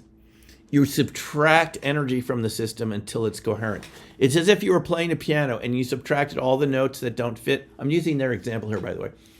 And all you're left with is a chord that sounds harmonious. That's the Aharonov-Bohm effect. And in this patent, again, nobody talks about this stuff. No one talks about this in media or anywhere where it matters. But they're saying if you subtract energy, if you subtract the noise from a system, you're left with signal. And that signal can form coherent chords, like in music. And you could use that to modulate things at a distance for military weapons. Of course, that's how they're going to use it for, right? But anyway, it's fascinating. AB effect here, coherence, resonance. Now, I looked this up on ChatGPT. What did ChatGPT say about it? Oh, no, it has nothing to do with resonance and frequency. It's just this physics thing. So don't, that ChatGPT, obviously, it's just an average of what other people have said in the past. It's not really AI. It's just sort of kind of a tape recorder of what has been said so far. And it's off about this AB effect if you look it up. But anyway, here's Lockheed Martin, not lightweights, talking about using this for all sorts of interesting principles. No, so the physical analogy of this is murmurations of birds. You've seen those birds flying together as one group and they all turn at the same time. It's not because they're following one leader. It's not like there's an alpha bird there following. It's sort of a kind of like a resonance almost. They're all in tune with each other. Same way with schools of fish. And this has been thought to be behind different Soviet scalar weapons at times where people, pilots have seen these big balls of glowing light and so forth. It is some sort of scalar vector potential effect. We don't know for sure, but it's just been speculated. These are declassified CIA documents. John Ramirez talked about this, former CIA missile analyst, about these things seen in the atmosphere, what the cause of it is. So basically what we're talking about here is a fractal, to kind of get to the main point of what we're talking about here. These very interesting, spooky effects are a type of fractal electromagnetics. And in research about cold fusion, Lehner, the Martin Fleisch Memorial Project got sent this paper, which has been translated to English now. That was from Russian KGB experiments that someone wrote about. This guy, Zverbelis, wrote this very funny paper about being invited to a Moscow basement and seeing on equipment an orb that was in a space that once you took the equipment away, it still persisted over the tabletop for 2 days. He called it an electromagnetic phantom. And he couldn't understand how such a thing exists. He said it had to be a hoax. You couldn't see it. It was invisible ball lightning, but you could detect it with a magnetometer in the shape of a ball over a table. And it was there for 2 days or so after you took the equipment off and unplugged everything, like a persistent entity. And he called it an electromagnetic phantom. And it looked, the coils that were making it look kind of like this, like coils on top of coils, kind of this 3D deep coils. He called it a bagel, toroidal shape. When they looked at it, and he had invited a friend who was a mathematician, Nevesky, to explain how this could have worked, they concluded it was these sort of rings upon rings, alternative Maxwellian electromagnetics, not at 90 degrees like you and I are used to in motors and things, ordinary technology. This was closed electromagnetic systems, closed pointing vectors that pointed inward to the quantum vacuum. And it was just rings on rings on rings, alternating magnetism and electricity, like Maxwell said, but in a fractal way. So it's kind of like fractal Maxwellian electromagnetics. A closed system versus these open systems you and I are used to that radiate outward like radio waves and things. This is pointing in, but it keeps condensing in on itself. When they looked at it, they said it has to be based on, there's one shape in the universe that could do this, Koch snowflake, the Koch snowflake. The very thing that I studied in my dissertation that I saw in a crop circle field. This Koch snowflake, and you can see the original Russian here, is actually the basis for ball lightning and a lot of these weird phenomena where they persist and they can go invisible because it condenses the energy inward. So you and I, everything you and I have been taught pretty much 95%, have been taught about this open Maxwellian architecture that creates all the technology we're used to, light and bulbs and computers and communication. This is the inverse of that. It goes inward, and doesn't radiate outward down to the fractal, the quantum vacuum field, which is what Zverblis and Nevesky conclude. And it generates this infinite level of energy from the quantum vacuum field, because the fractals are going all the way down to the quantum field, from our macroscopic scale all the way down. And it can produce sustained energy and so forth. I mean, this was from KGB experiments. They did a lot of science experiments in the Soviet Union. But it's interesting that it's actually the structure of these closed electromagnetic fields that create all these weird, spooky effects are based on fractals. And I had my own artist draw what this would look like. So these are closed loops, and create these very interesting, persistent electromagnetic effects. It's not just 2 days that these can exist for. The Soviet researchers said you could get these clusters of energy that would embed themselves in metal and persist indefinitely. They could be there, you wouldn't even know they were there. And they could come out one day. How about that? And then, here we are. Kind of like an alternative life form, like an alternative system next to us that you won't see, that's based on fractals. That's why this matters so much. And Nevesky speculated that there's an interaction between us, biological systems, and these condensed electromagnetic fields. Think of DNA, spiral, stuff like this. So this is something that science hasn't even investigated so far. Macro molecules of inwardly facing electromagnetic fields, toroidal types of shapes and so forth. You kind of get the idea. And so, I mean, this has sort of been talked about. Remember the To the Stars Academy, Tom DeLonge and all this. And Hal Puthoff was the science advisor to OSAP, and he gave us this lecture. Now, I had known him as a remote viewing researcher, worked with Ingo Swann. But he told us in 2018 that he had been involved in UFO programs for decades as their scientist. And this had been going on ever since Project Blue Book. You remember how the Air Force tells us in the late 60s that they're this Project Blue Book, and it's weather balloons and swamp gas, and we can't explain 20% of it, but most of it's something ordinary. And we're getting out of the UFO business, right? And they have they have an evaluation of this by the Condon Report at University of Colorado, or Boulder. And they conclude, there's no military significance to UFOs, blah, blah, blah, blah, blah. And here Hal Puthoff says the research never stopped. It just went in deeper black and over to aerospace companies who aren't susceptible to FOIA requests. And it's still going on. So they didn't tell us the truth. And you had the Bolender memo. Remember Carol Bolender wrote this memo saying that the best UFO reports never even went through Blue Book. They were classified. So, I mean, what I'm suggesting here is that a lot of what I'm talking about tonight, it never made it to the public because it was part of these stovepipe compartmentalized black budget programs, because it had to do with going back to Winston Bostic and even earlier Townsend Brown, T. Townsend Brown, with his propulsion through electrostatics and stuff.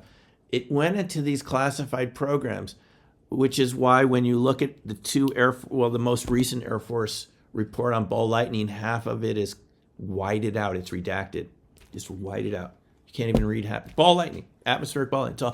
It's going back to these propulsion systems. You look at the security classification, has to do with protecting national infrastructure. And so, I mean, and Hal's telling us here, right here, it's all compartmentalized stovepiped. And it's a big, big problem for us because nobody even knows. They can't talk to other people in the same programs. You can't talk to someone at the next desk next to you if you come up. So all of this cool stuff we're talking about, these condensed electromagnetic structures, exotic vacuum objects, Ken Shoulder stuff, charge clusters, stuff that can become invisible, create action at a distance, Aharonov-Bohm Effect, is all in these classified programs. Now, Hal, he didn't mention this at this lecture, but I found out more recently, when he left the remote viewing program at SRI, a number of years later, he created a company that filed for patents in distant communication technology using Aharonov-Bohm effect. Communication in the absence of electromagnetic fields. Sounds like remote viewing. He's the guy that worked with Ingo Swann. He's coming up with these patents for communicating with subs without any electromagnetic field, purely with electromagnetic potential, imaginary numbers. It's just kind of strange. Here it is, And he showed us these materials that act like, I remember I showed you those waveguides on insects and things. Well, they're different materials that they've recovered from UFOs, which have these not man-made, we don't know who made them. NHI made waveguides in the materials, putting layers of materials together in interesting ways to change space-time metric engineering. Remember we talked about permittivity? That's what Hal talked about here, is that if you can change the permittivity of free space, you can change the speed of light, and you could create a different speed of light. Well, it's constant for you or for me, but relative to someone else, it could make your speed of light faster. In other words, a variable speed of light. You and I have always been taught that speed of light is constant, but here's Hal Puthoff, the UFO guy for the federal government, OSAP, ATIP, all this good stuff. He's on stage with Tom DeLonge telling us that speed of light's variable, something Einstein proposed in 1909 and 1911 in 2 papers, but it never kind of got out there because he was known for a constant speed of light. The Nobel Prize was coming his way, and he probably didn't want to rock the boat. But it's variable.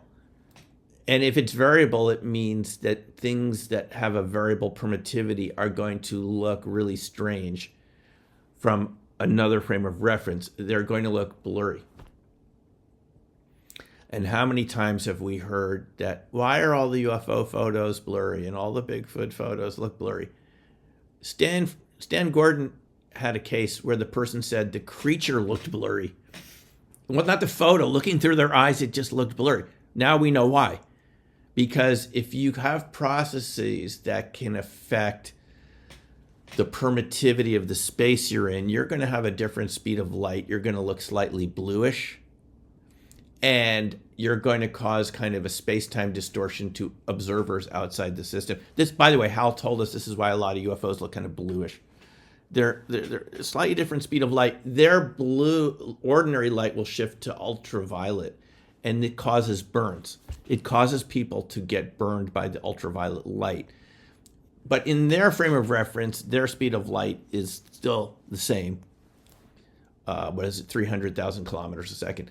But to us, it's different because the permittivity is different, because permittivity and permeability are what determine the speed of light. So it's a formula, square root of 1 over permittivity, permeability.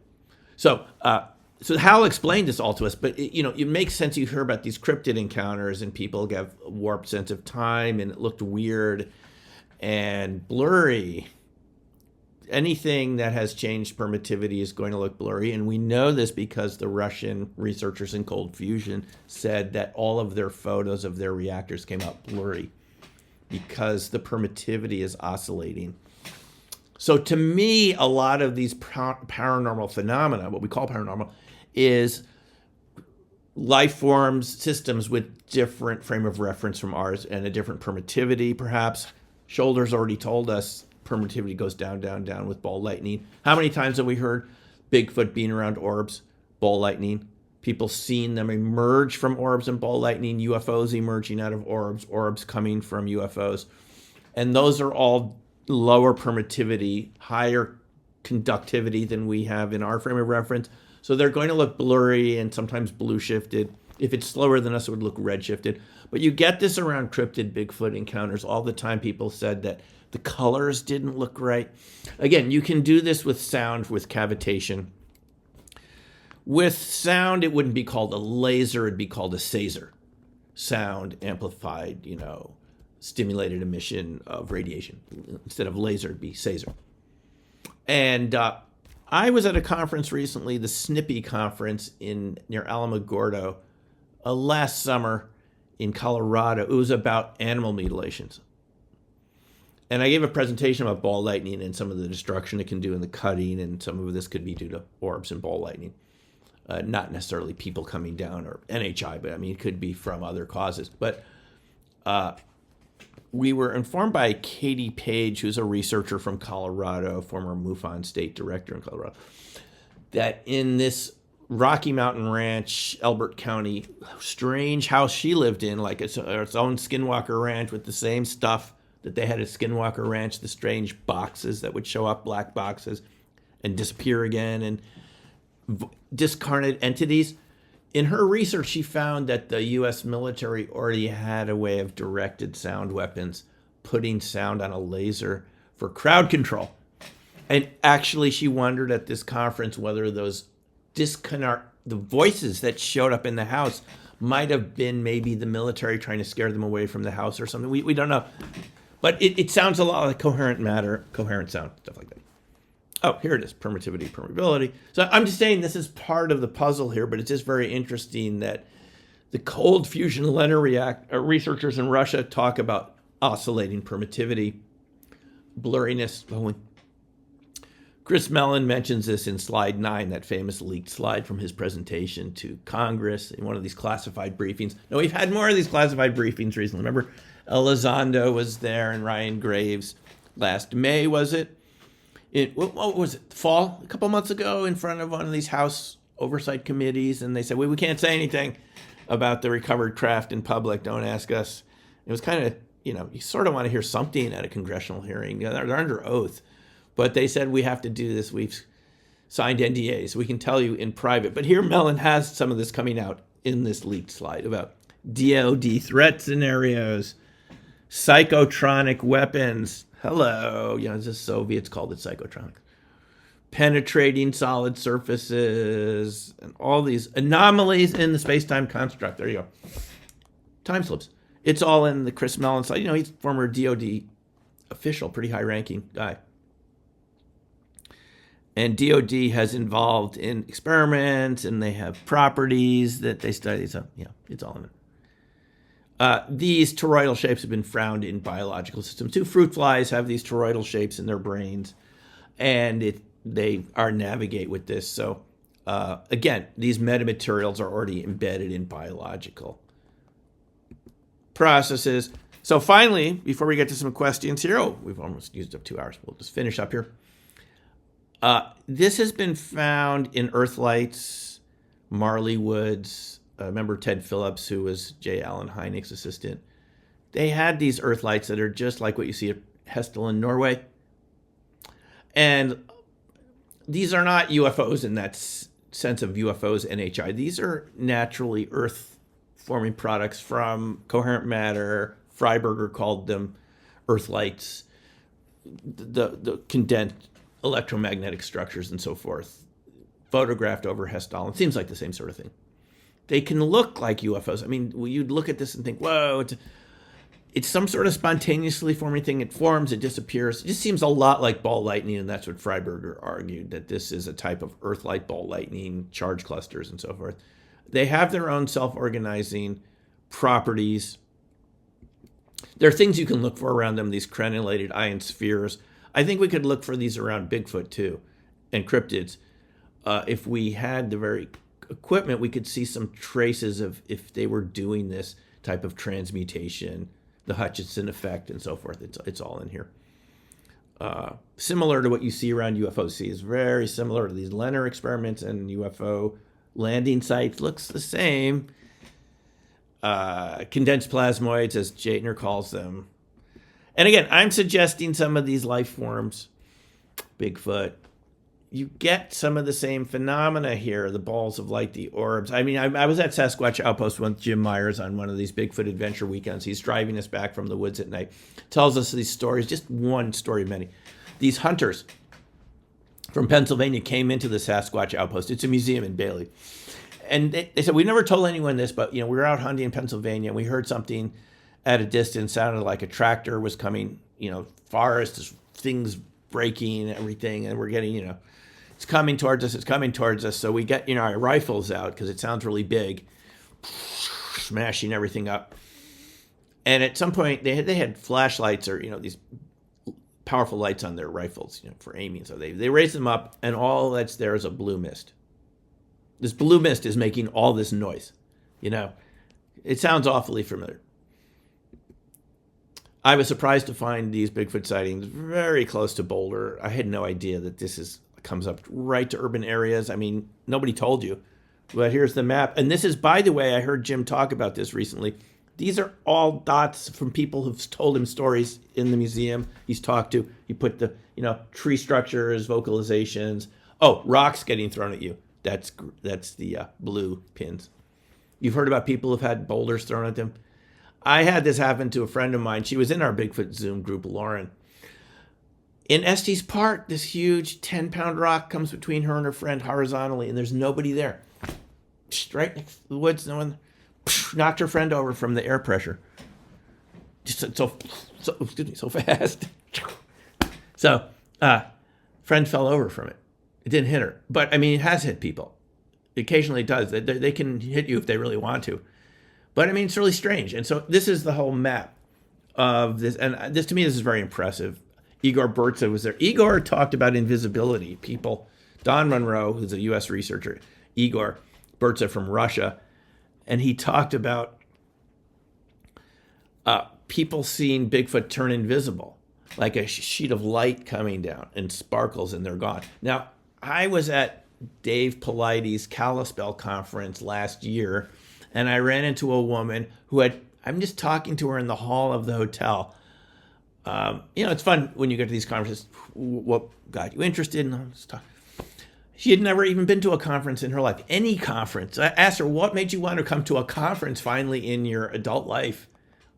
And she said, because I saw one go invisible on my grandparents' property north of Missoula in the 70s or something as a teenager. And my dog saw it first, and it crouched down. It was kind of growling, and she looked, and it was an adolescent Bigfoot, and it just kind of like the pixels of light that Igor talked about. She saw the same thing. She comes down and picks on. So multiple people have seen this. Again, is this a type of coherent matter? Are they able to modulate their wavelength? Just like the Lockheed patent said, it creates cloaking and visibility. Something like that. Maybe it's something else, but it seems to me very similar. Not Gigantopithecus, not just normal big ape. We're talking about something different here, guys. Yeah, so you've seen Patterson Gimlin. I saw this in a movie theater in the 70s as a preview. So Patterson Gimlin film, a little documentary, mini documentary. This is something you can see. I've met Barb Shoup now on camera. They saw this with their eye, a little chimp-like creature near Mount Rainier. As far as we know, there are no chimps out there, but in the camera, it's just like a predator effect. And you can see this in a Flash of Beauty paranormal Bigfoot. It just it's a blur, predator effect, right? On our Bigfoot Adventure Weekend, this group, a couple miles from us with Jason Frank, researcher from Colorado Springs area, who does his own expeditions out on the West Slope. They saw some and heard some. We didn't. We were a couple miles away. We didn't hear anything, but they did, and they said they were that tall. So in various cases, people have seen them glowing, blue glowing, Bigfoot, emitting sparks, like they're electromagnetically active. I read a case recently of people in Washington, these two brothers that saw them because their cows kept getting stolen and stuff, and they finally looked out and saw what was coming. It was like they followed them back, by the way. They got their cows back. But these Bigfoot glowed blue, and they made sounds like a gong, which if you've heard Ron Morehouse at Sierra Sounds, he heard these gong-like sounds over the hunting structure in the Sierras. By the way, there's the Flash of Beauty people. I'll show you the movie in a second, but they're coming out with a third film about the Sierra Sounds. But I've talked to Ron Morehead, and it's on my YouTube channel. And, he talked about these weird sounds. These weird sounds go along with these sightings of the creatures, or sometimes you don't see them, you just hear them, but you never see them, like they're invisible. This woman who joined our Bigfoot Zoom group saw just the idea that they're out in the forest all the time. It's not just forests, they're out in deserts. She saw them in the Mojave Desert on China Lake Naval Weapons Station with a Smithsonian dig in the 70s. And she said it was the longest 30 seconds of her life or something, they're staring at each other. It reached through the tent, and it was putting its hands on her head, I said, what did it feel like? She said, like a huge human hand, like a catcher's mitt. That's how big the hands are. And she thought it was someone playing a trick on one of the other guys from the other tents, and it wasn't. And they all went out and they saw this thing, and she said it had glowing yellow eyes with a slight green tinge. Glowing yellow with a slight... It was emitting light. You've heard this before. There was no moon that night. It was the eyes are emitting light. So how do you do that without some sort of interesting electromagnetic phenomena going on? Again, finally, just to end this, Ted Phillips saw this at Marley Ranch. He was out there he's passed away recently. He worked for J. Allen Hynek on these trace cases, landing samples, and they saw these strange creatures out there that could walk through barbed wire. Huge. I mean, Missouri is not known for its polar bears, okay? So here's a photo of something that looks sort of like a 300 to 400 pound sheepdog. Left footprints and hair as it walked through the barbed wire fence. That's the footprint. 4 toes. What's that? 4 toes. And when they tried to walk on it, they didn't make any prints.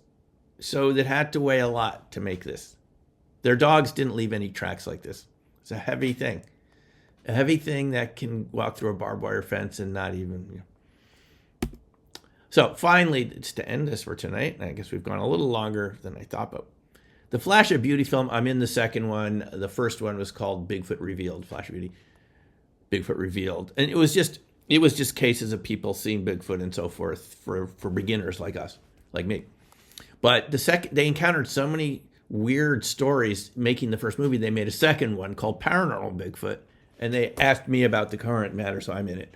But they had these 2 guys at the end, and I can show this now because they released all of the separate little incidents in YouTube mini videos, so you don't have to buy the whole film to see this. And these guys who weren't even really believers in this, in Cokeville, Oregon, saw on the road Harold and Cody a Bigfoot. They thought it initially was an elk on 2 legs because they couldn't understand what they're looking at. Crouched down. This is the artist Jose that drew out what they saw. It crouched down and turned into a glowing cube and shot off into the forest. So if that isn't coherent matter, what is? Bigfoot, what are these life forms if they can turn into a glowing sphere and then a cube as bright as the sun, as Harold described it, as bright as the sun? And this initially looked like this, crouching down. Then the feet came up and it's levitating off the ground, and then it turns into a glowing sphere, then a cube. No footprints, no evidence. They both saw it. So this, again, it's not something from science fiction. It's not people just fantasizing. Real people see this, but because they're hidden events, they don't talk about it until a movie filmmakers come by and say, hey, we want to talk to you. And then they get an artist to draw it out like this. And it becomes kind of real to us. And how many people have experienced this? And what are we even talking about? What kind of life is this that does this? Well, I'm just showing you in this presentation that there are a lot of similarities here between some of these phenomena. So we do know something about this. How they generate that coherency with their frequency, it's like the particle turning into a wave. But that's what they seem to be able to do. And even people from CIA have talked about this, different forms of life existing out there. So my view is it has something to do with resonance, right? And frequency. That's what the Lockheed Martin patent says. And it seems to me there's a lot of similarities here. And that's why you get all this camera and battery failure. So many Bigfoot witnesses I've talked to have experienced this camera and battery failure. And when I first heard that, I thought, it's just what we saw in the crop circles. How is this freaking possible? And there it is, the same sort of thing. Camera stops working, iPhone goes off. It takes a charge a couple hours later again, but it's in one of these fields. The permittivity is different. The electronics temporarily discharge. Sometimes the electronics can be permanently destroyed by this. It's not always something that's recoverable. I've seen that in crop circles of camcorders melting at the power supplies, just being around the crop circles. But it seems to be part of this cryptid activity too, not just Bigfoot, but dogmen. People report this radio interference and stuff sometimes. the glowing eyes, the electronic interference. So it really does seem to have a lot of similarities to fractal Maxwellian electrodynamics. I know this inverse type of electromagnetics where it condenses, generates a lot of power. And even ball lightning researchers like this call it overlapping phenomenology. Even people like Tiordani talk about this. There was a paper that came out just a couple of weeks ago. Did you see this about 2 weeks ago? It was called Life Forms, Plasmoids in the Atmosphere. It was a paper published by Tiordani, was in it, a couple other ball lightning researchers looking at these plasmoids that have characteristics of living systems that, military pilots encounter and so forth. You want to call them ball lightning, but they seem to be kind of conscious. They seem to follow these planes, Foo Fighters. I don't know the answer to this, but it just seems to have a lot of characteristics of life forms. Ball lightning seems to follow people. Now, the conventional explanation of that would be it's following a static gradient. Maybe, but sometimes it seems awfully like it's following you. And you hear these encounters of people. It's just really, really strange. So there seems to be a connection from fractals to permittivity of space being variable, to coherency, that describes a whole class of life and different types of processes that we encounter on Earth. And we can call them paranormal, or maybe they're just another type of normal. And as we've seen, researchers call them a type of black universe, another type of life. And maybe that's what some of this phenomena that we're encountering is made of to some degree, since the characteristics seem very similar in different encounters, whether it's UFOs or the life forms. And so that's pretty much my presentation, and I'm open. I mean, I know we went 2 hours there. It's a good long time, but I'm open to any questions, any comments, or other points of view. Yeah, Dr. Hine, thank you so much. That was quite a bit of information, and I hope everybody was taking notes. And I know we do have questions. I have some questions, but sure, I know the groups. Please raise y'all raise your hands and ask away.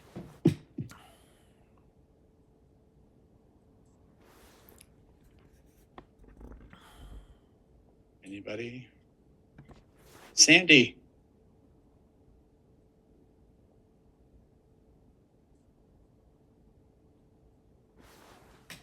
Get the audio off. There you go. Yeah, actually, I saw a Bigfoot before people were talking about a Bigfoot. We were in Northern California going towards Willits, way out in the sticks. We had an 8-door van, and my husband was driving. I had 2 kids in the back seat, and we pulled over on this road. And I got out the back and opened the 2 back doors. And I was getting something out of the back, and I heard something in the brush. So I turned, and this horrible smell. I turned around, and about 5 feet back in the bushes was this like 8-foot tall Bigfoot. And I saw that you posted the glowing yellow eyes. That's exactly what it had. But it smelled so bad, I could hardly breathe. And we were scared to death. But the reason I'm bringing this up is we couldn't get the car started. And it took us quite a while to get it to start again to where we could get out of there. I thought the thing was going to get us, but it never moved. It just stood there and watched. So that was really fun. And I've actually seen 2 of them, and they never tried to hurt me. So like he said, he ranch, they see them every night. They're interdimensional. They go here and they go there. And they're pretty cool, actually. One thing Dr. about Hine, is that reported? They suck the energy out of car batteries too? Yes, I've heard this. Yeah.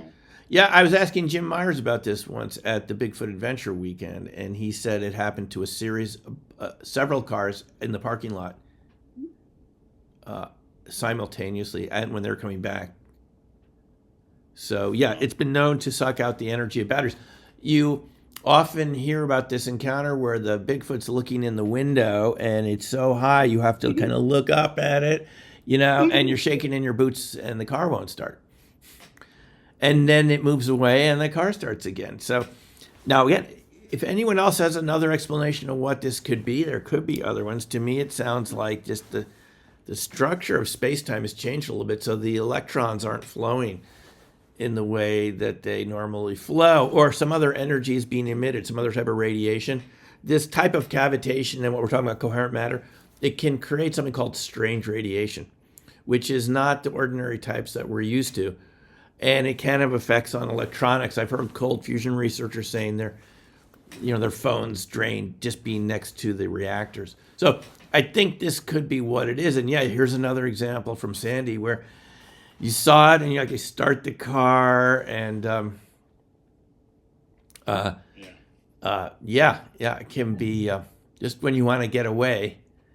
Now, one thing about the smell, we don't totally know what that smell is. There's one theory, obviously, that they eat a lot of raw, dead things, and it's like body odor, because apparently you described it, other people, it's like the worst thing they ever smelled, like chili peppers mixed with dead fish, mixed with excrement or something. That's the way people, and just like someone else have said, people have told me you can't breathe around it. It's so bad.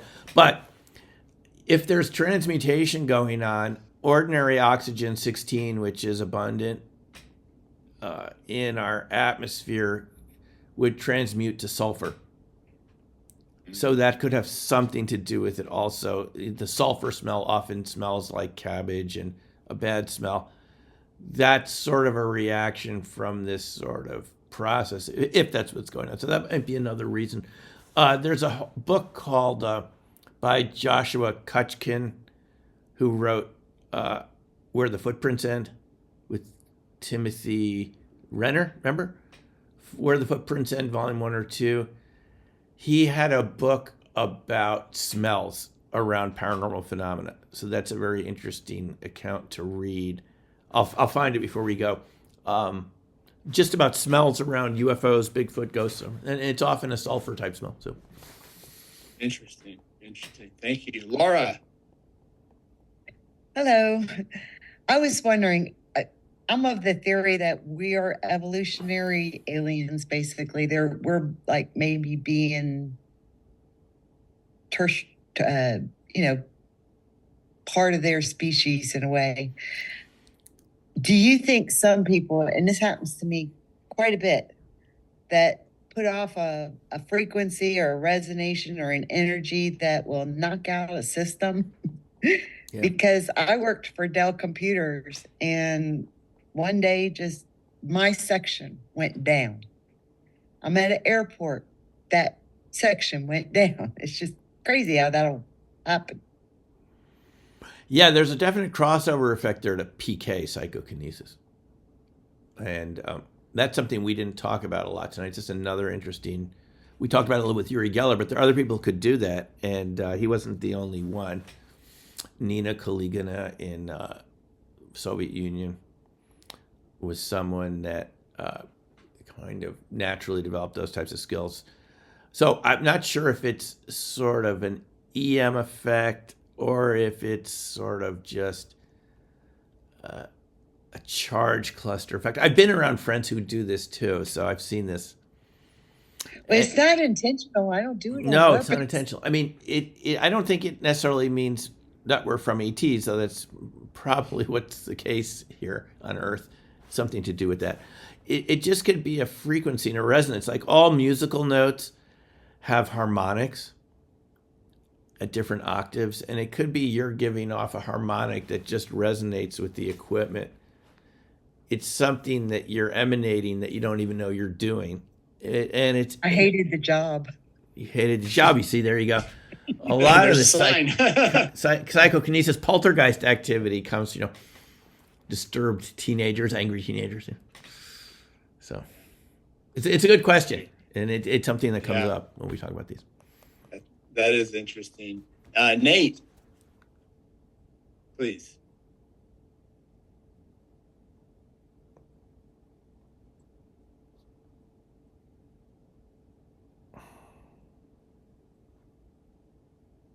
You there, Nate? Oh, by the way, that book from Joshua Kutchkin about smells around paranormal phenomena, just all about the weird smells around paranormal and UFOs. And that's called the brimstone deceit, in case you're interested in some of the parallels there. So people have smelt it around ball lightning too, by the way, that sulfur smell. So, but I'm going back to Sandy's point. I'm not sure if that's why Bigfoot smelled so bad. They don't always smell like that, though, by the way, but sometimes they do. Anyway, go ahead. Next question. Go ahead, Nate. Did you have a question, Nate?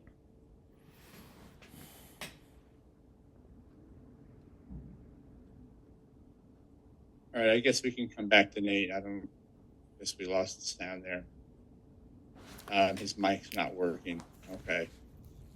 You can type in your question, Nate. We can come back to it. Sabrina has a question in the comments. How has your background in sociology influenced your approach to studying unexplained phenomena such as UFOs and crop circles? That's a great question. Thanks. No, what sociologists understand is the official version of reality that we're led to believe in is not a complete description of reality. There's other things happening that, because they're hidden events, people won't talk about it. And it also it has to do with inequality and oppression, where history could be happening. We often say history is written by the winners, but we don't know the other history because the people aren't going to talk about the abuses that happened. I learned about this talking to my grandmother, who was a refugee from Nazi Germany, and I spent 3 days with her once doing an oral history during college. And I learned that there can be things going on like concentration camps and things, and you won't know about it because it's not being talked about. So that is what led into my understanding that it's highly likely that there are phenomena that exist that are not officially recognized yet, because it's always been like that with historical events and so forth, where people are experiencing things that it isn't until decades later we get the full story. So that's how it connects into it. Yeah, definitely. That's a good tie-in, good segue into it. Mike, you have your hand up, sir. The only thing came to my mind, because everything has a vibration, anything, because everything is, as according to a string theory, made of the little small strings, which they make a vibration. So probably a lot of things is related to the vibration they create. Like Bigfoot, we say they can smell some fume, some smell from them. Probably has to do something about their vibration. That's the only thing I can think of it. Everything has vibration. Even the door has vibration. The stone has vibration. Everything has vibration, regardless of what we are talking about. Right. I don't know if anybody heard of a string theory. Yeah. Just going back to Max Planck and quantum mechanics from turn of the century, 19th to 20th century. They're talking about everything having a frequency. It's just basic quantum mechanics, is that everything has a wavelength and a frequency associated with it. And that's what Max Planck, contributed to our understanding. And that's what led to quantum mechanics and how things radiate energy.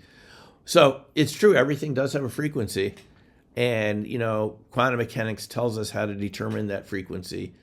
And, frequencies have resonance. Of course, in the previous question, harmonics, maybe even unintended associated frequencies with them. So yeah, Mike, that would contribute to smells. There is this idea that even similar chemicals that should smell the same smell different, and it's not quite clear how. And one idea is that it's a quantum effect.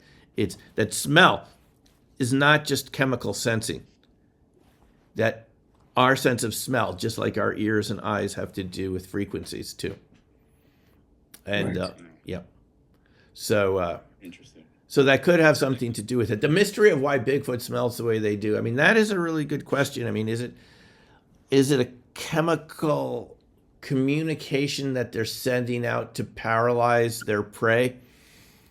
Like another way to create confusion, or is it a frequency? I don't totally have the answer, but it could be a little of both. The other thing they were talking about, the batteries that die when they get near it, and I've been looking at a lot of UFO incident. Sometimes the car they stop working, they stop the power. Actually, they get rid of the power. Sometimes they send some sort of electromagnetic field to them, which they cut off the electronic systems. Right. Have you heard of that? I don't know. Yeah, that's what we're talking about. Yeah. Sandy just asked that. They do drain the batteries on vehicles as well. You know, I've seen it in crop circles with small devices. People around Bigfoot and cryptids, other types of cryptids have talked about the car stalling and the battery not working, and then it just works again. And of course, around UFO encounters, I think I read that Ford did a whole study in the 70s of, we should get a copy of this, why UFOs cause vehicles to stall. And I would suggest there's probably related reasons having to do with how electromagnetic energy propagates and permittivity and structure of insulators and conductors. And then they seem to come back to life again when the objects or the creatures go away. So yeah, it's like a temporary EMP. Mm-hmm. Right. Even these, Jenny. by the way, even these drones over right. New Jersey, there have been reports of them, the so-called drones, paralyzing when people have sent up their hobbyist drones to investigate these objects. And we were just talking before the broadcast. I had a friend who sent me a photo of one over their home just last night. Big thing, and a smaller one. They have caused batteries to drain. So are they doing that intentionally as a weapon against other objects, other real drones coming up? Or is it a byproduct of their reactor, their energy power source, that just like a cold fusion Leonard reactor could do that to your equipment too? Yeah, some of those personally owned drones, they won't even start up to get off the ground. Is that right? They won't even start up? Yeah. You see what? Some of these drones they're talking about probably is all human-made. That's what they're talking about. Could be. It could be. We don't know yet, but I wouldn't be. That could be, but it has an EM effect. It's just fascinating. Another sort of effect that we're talking about here. So. Yeah, that is a good question. Thanks, Mike. Jenny. Yeah, I have so many questions. But first question was, I'm curious how permittivity and permeability determine the speed of light. That was my first question. And then you had mentioned the Holocaust, which years ago I did a lot of research in Holocaust, but I never came across any, what you're talking about, like phenomena. And I'm just wondering if there's any books that I could read. I'm just so interested in that. And also, is there any fatalities that anyone has died from being confronted by Bigfoot? So I guess that's the start of many questions that I have. A lot of good questions. So going with the first one, permittivity and permeability are, where is my, here it is. Sorry. Here it is. I'm just putting it up on the screen again. So that, this is discovered a long time ago by Wilhelm Weber, and other physicists at the time determined the speed of light is, I think, 1837, way back, before they had equipment to measure it, as a function of permittivity, which is the electric constant, and permeability, E, epsilon, magnetic constant. And the square root of those, 1 over the square root of those, is our speed of light, because it's an electromagnetic propagation. Light is electromagnetic. And that's how they were able to figure out the speed of light. So it comes from that formula, which is discovered in the early days of electromagnetism, way back around the time of Faraday, those sorts of researchers. So it wasn't discovered by someone measuring a light beam going across. It's from materials even in a lab. It could be pretty closely determined. They were pretty close, amazingly enough. So that's why you see, if you vary permeability or permittivity, even that formula you see C is going to change, because it's just a formula. It's not something set in stone. It's based on, normally permittivity and permeability are set to 1. But they vary somewhat, even in the materials you and I are around. And so what these researchers, UFOs, our government researchers, OSAP, ATIP, determined that these materials that the UFOs are made of are altering permittivity and permeability. And I've spoken to people that have looked at these materials. They haven't wanted to come forward yet, but they're people with very knowledgeable backgrounds who are inventors that have invented stuff you and I know. And I would love to share their names at a future time. And they told me how these UFO materials were built because they were asked to look at them by, they said some organization came to them and said, can you figure out how this worked? And they said, no, this is 1,000 years ahead of us. We know it's affecting permittivity and or permeability, but we don't know how to manufacture atomic level electronics yet.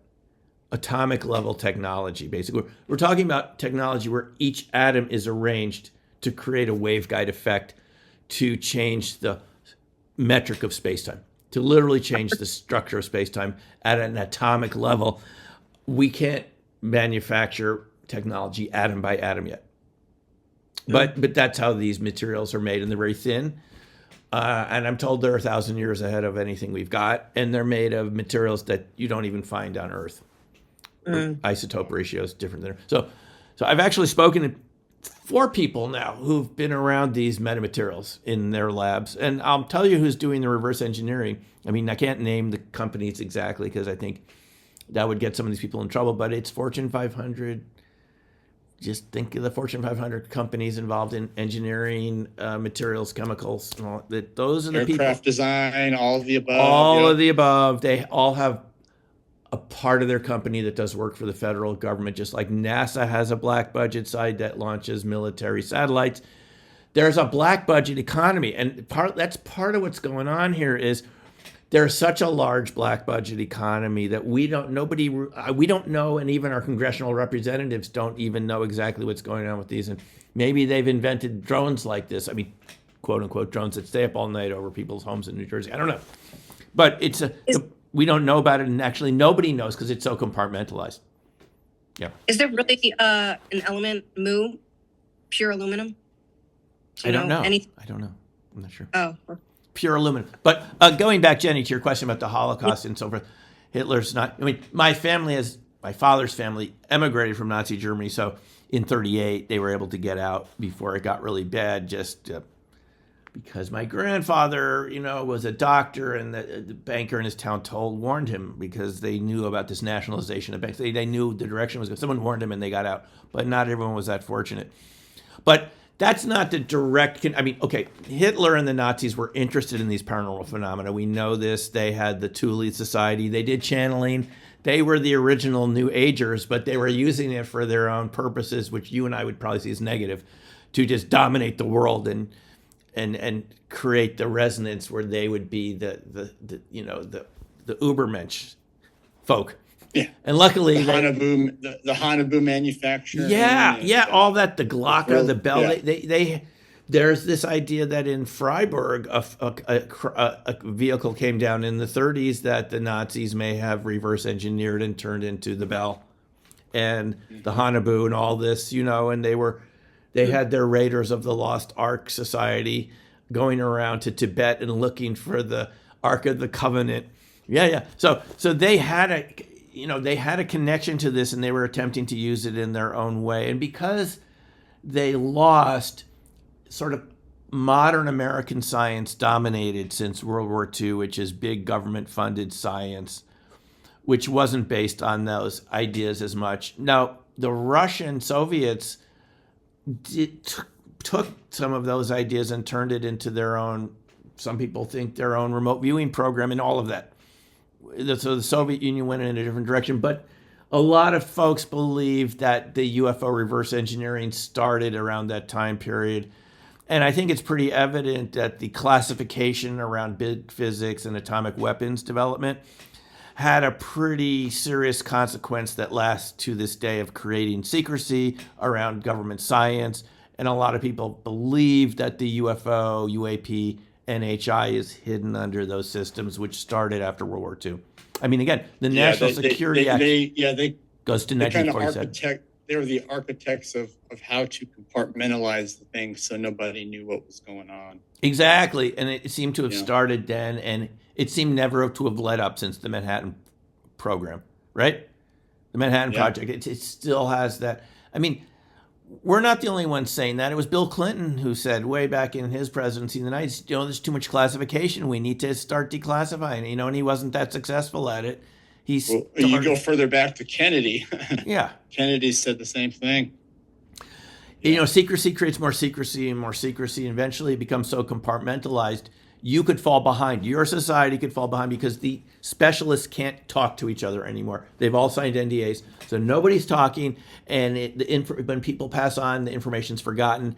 And that's why we could end up having a Sputnik moment. My video about the so-called drones over New Jersey the other day, one of my recent videos said it's like a Sputnik moment where maybe the other guy has the technology before you do.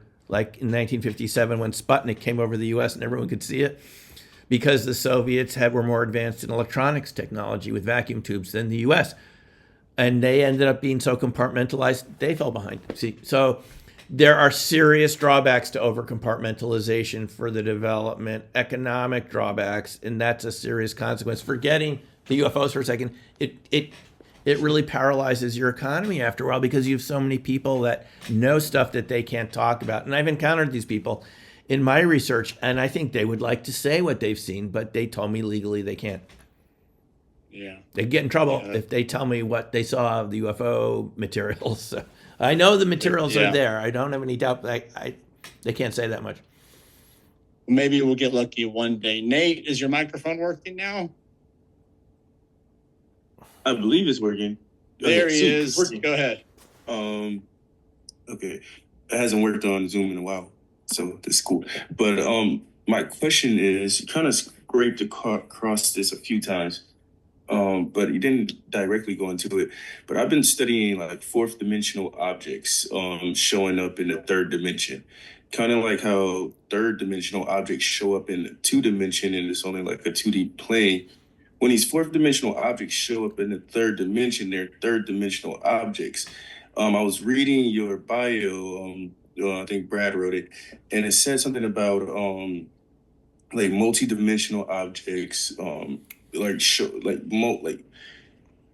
the object being in multiple different dimensions. And so I've been studying like the tesseract, the fourth dimensional cube, and it looks like a cube in the third dimension from all angles. But when you pull away from it, from the fourth dimension, you can see that it's actually like a ridiculous amount of cubes inside of one cube.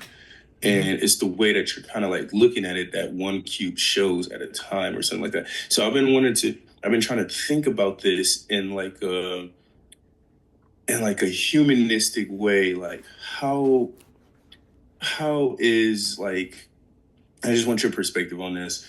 Like, I start to think of businesses as a fourth dimensional object because they have a bunch of three-dimensional individuals working together to move in one formation.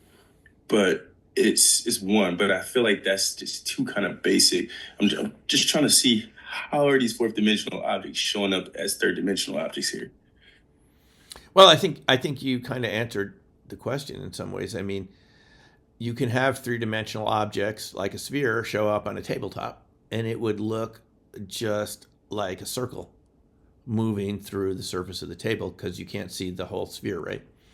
So for us, four-dimensional objects showing up we'd see slices of them, and it might be a little blurry, because we're only seeing a slice of it at a time. And Edwin Abbott wrote about that in his book, Flatland, A Romance in Many Dimensions. Remember that?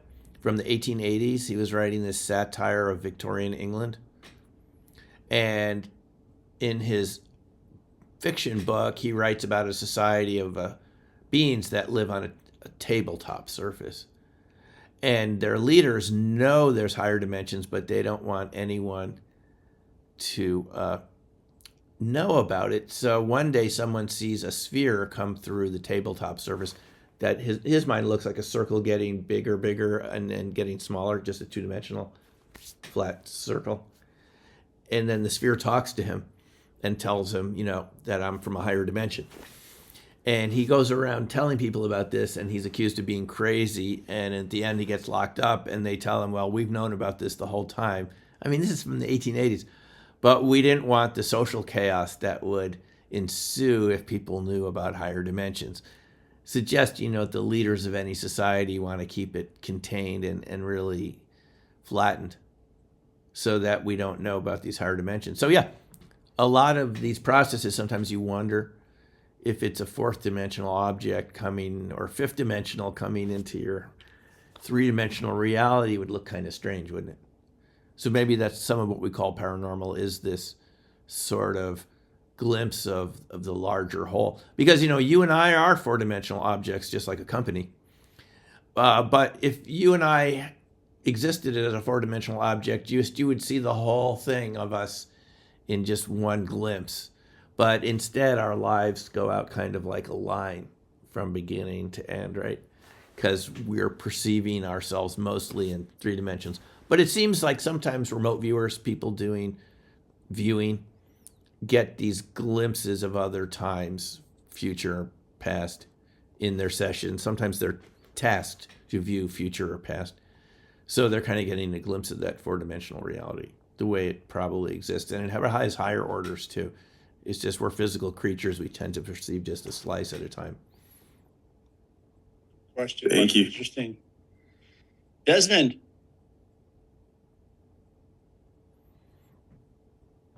Thank you for the presentation. It's absolutely fascinating. Stuck on the edge of my seat the entire time. No, my question is about the waveguides and how it was able to turn the metal into a type of liquid that you could put your thumbprint into. Yeah. And this kind of stuff. And all of the other type of what would be considered phenomenon that was connected to it, meaning invisibility, time travel, and all this other kinds of stuff. That what I'm getting at is, would it be possible to create a generator to create that exact frequency? Yes. And I'm saying yes because of the 1943 Philadelphia experiment, where the entire ship, the Eldridge, was experiencing all of those phenomena, where indeed it travels through time, it experiences the light shift, changes colors, it became completely invisible and then back again, and so on and so forth. And also the people found in the metal that had become liquefied. So, and again, this is in 1943. Right. And it could be the... Because it goes back to Nikola Tesla all the way back in the 1890s. Right. Yeah. Tesla and other contemporaries. He wasn't the only one. He's the one we know the best. Right. But yes, I think that is the amazing thing about it, is we're used to materials being sort of like frozen, like they have this solidity to them. And what this research shows us is you can create a generator like John Hutchinson did in Canada with his field. It was a field generator that had pulse. The way Tesla did it, he would just slam electricity into wires with these huge coils. And that's how he created this sort of effect. There's different ways of creating it. One way is to slam the particles together, but you can also induce it with shapes. There was this researcher in Russia called Aharonov who did it with a Mobius strip. And the reason is because the waveform of the electricity is coming down, and then it kind of comes back in on itself because it's twisted like a Mobius strip and sort of cancels out and creates the same Tesla effect, but without the level of huge coils and everything that Tesla used to create that effect. So there are ways to create it.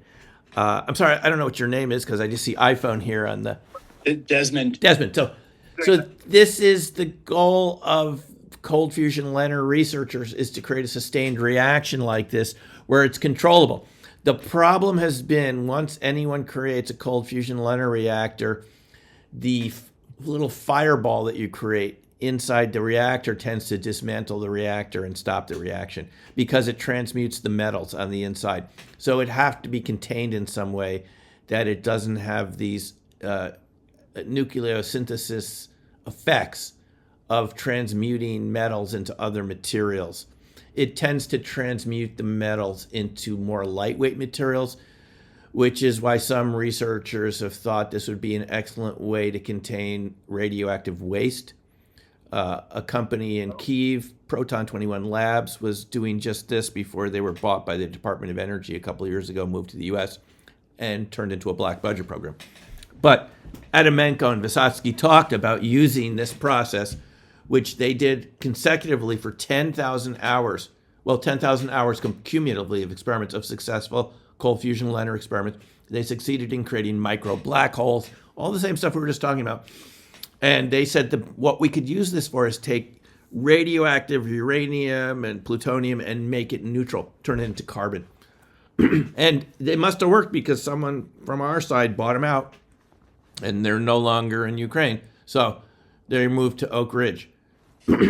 So there is potential for this. What the problem is, Desmond, is anytime one of these companies does this successfully, they're turned into a black budget program, and you don't even have a choice. The U.S. government can issue a national security order and order you to cease and desist your experiments.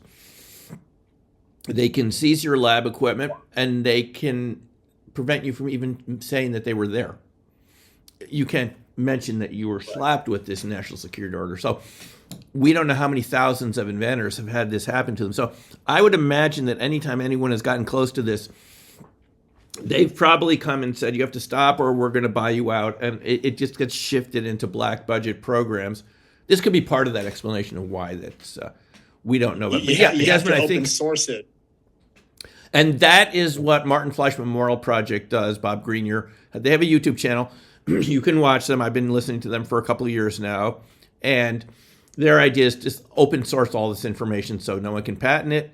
And Bob has done lecture after lecture on YouTube. I've been listening to this for 2 or 3 years now about coherent matter, reactors, different systems for creating cavitation and all these effects. But once it's out in open source on YouTube, it can't be patented anymore. And the idea is so we can all start using this. I mean, we need to find better ways of creating energy here, and energy that's non-polluting and isn't so expensive, right?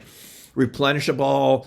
I think it exists, and I think we're moving in that direction. But again, the challenge has been, as far as I know, is these reactors tend to destroy themselves, not in a trillionth of a second like these big hot fusion reactors that CERN and MIT are looking at that cost billions of dollars. These are tabletop devices, but they don't seem to last. The longest one I know is the Parkhomov, Alexander Parkhomov, Space Earth Human. I showed the book. He had a 224-day reactor in Moscow. Google attempted to replicate the Parkhomov 224-day reactor, and they couldn't do it about a year ago. And it seemed that they just were not getting some of these fine-tuned aspects of the experiment the way Parkhomov did it, so they couldn't reproduce it. Because it's a resonance effect. It's got to be done just right, and it can take weeks sometimes to get the reaction going. So you have to be pretty patient. And a lot of modern American companies are not that patient. So I think, Desmond, to answer your question, I think it has been replicated sometimes, and I think ultimately we'll figure this out, and we'll have other ways of creating sustainable excess heat that we're all dependent on as mammals to exist here on Earth. Sure. Desmond always comes up with great questions. I understand, Faye, you were trying to raise your hand for a while and ask. Guys, I'm just going to say that I have an interview coming up in 15 minutes on Spaced Out Radio. Okay. So I see 4 more hands, and if we can just condense it, and I'll try to be brief. Yeah. How about one last question with Faye? I can spend about another 10, another 5 or 10 minutes. Okay. And I just want to throw in a quick comment on piggyback on what you were just talking. Sure. At Roane, you talk about Roane, Tennessee, right? Where the nuclear research Oak Ridge, Yep.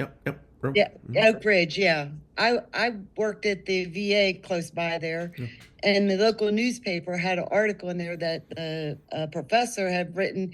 He had destabilized nuclear waste, and he wanted to give it free to China and everybody else so we wouldn't have that nuclear waste problem anymore. Great idea. But never heard of it again. Yeah, there is a big industry around nuclear waste problems. I've spoken to people who've worked in that industry, and unfortunately, the contractors involved there get paid.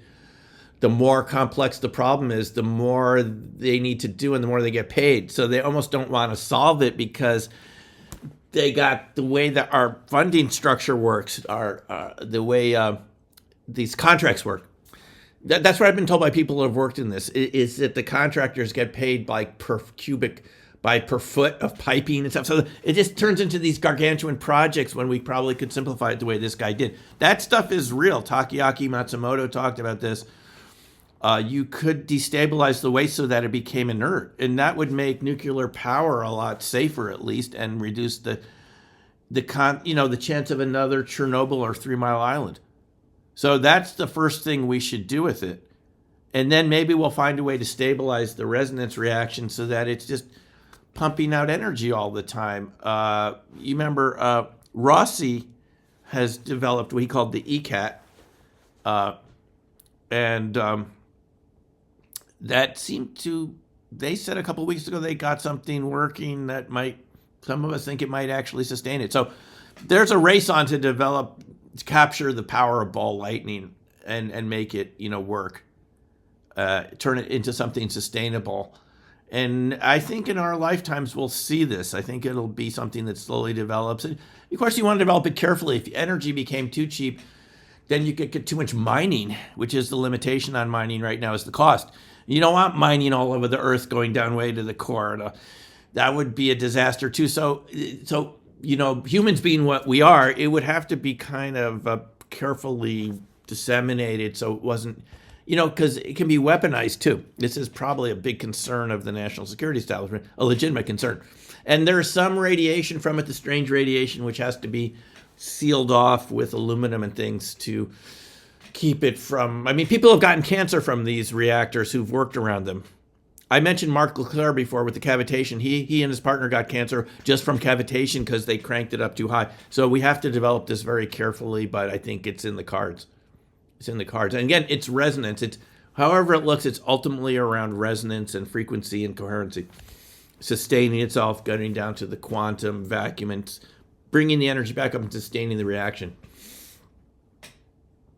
Good point. Thanks, Laura. We've got time for one more question, and then we're going to wrap it up. Faye, go ahead, please.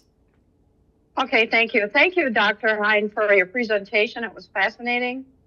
I heard you say that you taught remote viewing during the past, and I was wondering if you've ever connected with any of the ETs to ask them why they leave the crop circles or if it's a result of their spacecraft.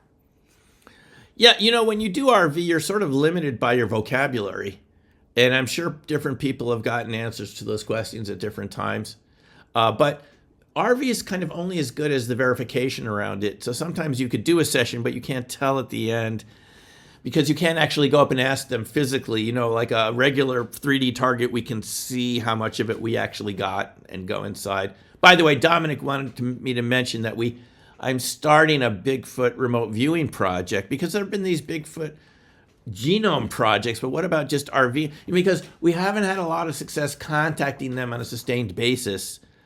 At one of the conferences I went to, I talked to a Native American from the Spokane tribe in Forks, Washington 2 years ago, and he said his grandfather traded with Bigfoot as recently as 1913. That's sort of recent, and salmon for medicinal herbs. And we've heard this from other tribes, Northwest tribes. But we haven't really heard from them a lot, and they don't really seem to want to interact with us on a sustained basis. Well, some people have these contact with them, but they don't really publicize it very much. It feels very special to them. They don't want to talk about it. I can kind of understand that. Their backyard Bigfoot, their backyard big feet. they like their relationship with them to be kind of non-public. But I thought maybe we could use RV, so I'm kind of starting that, and it'll be for people that have kind of gone through some level of RV training where they can get enough to write the information down, and we're going to start doing that pretty soon. So if you're interested in doing something like that, contact me and we can find a way to get you involved with it. But I think it might be a way to get interesting information to answer your question. Where we do. And I put all of your information in the chat too. So if anybody wants to take a look at all of Dr. Hine's stuff. Yeah, well, my site for that, I will put it in the chat right now. It's virtualviewing.org. And you can. It's in there.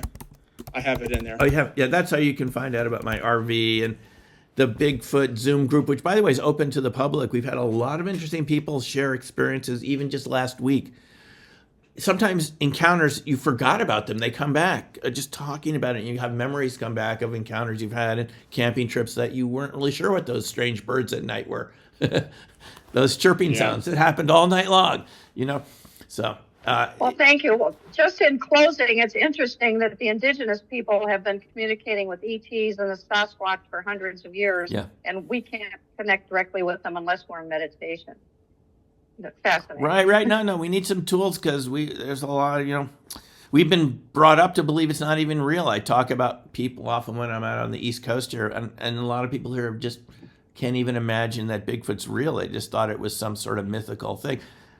So there's a lot of barriers to even talking about it with people without them, you know, kind of not taking it too seriously. Thank you. Yeah. Well, Dr. Hine, on behalf of everybody here, we want to extend our thanks. Oh, thank you. Thanks for sharing your time and expertise with us tonight. I mean, we usually don't go as this long, but I know. Good long time here. You being our speaker and guest, I mean, we had no problem taking it all in. And we really appreciate your dedication to all the work that you're doing and the knowledge that you're spreading. And like I said, I put all of Dr. Hine's contact information, links to his books, his sites. That's all in the comments. And thank you for being a part of this event and making it really memorable. We really appreciate you kicking off 2025 with us. Great. So thanks, Brad. Thanks a lot, everyone. Thanks for listening. And thanks for some great questions. Thank you. Thank you. And we'll talk to so you much. soon, okay? Stay in touch. Yes. Yes. Thank you. Okay, take care for now. Bye-bye. Bye.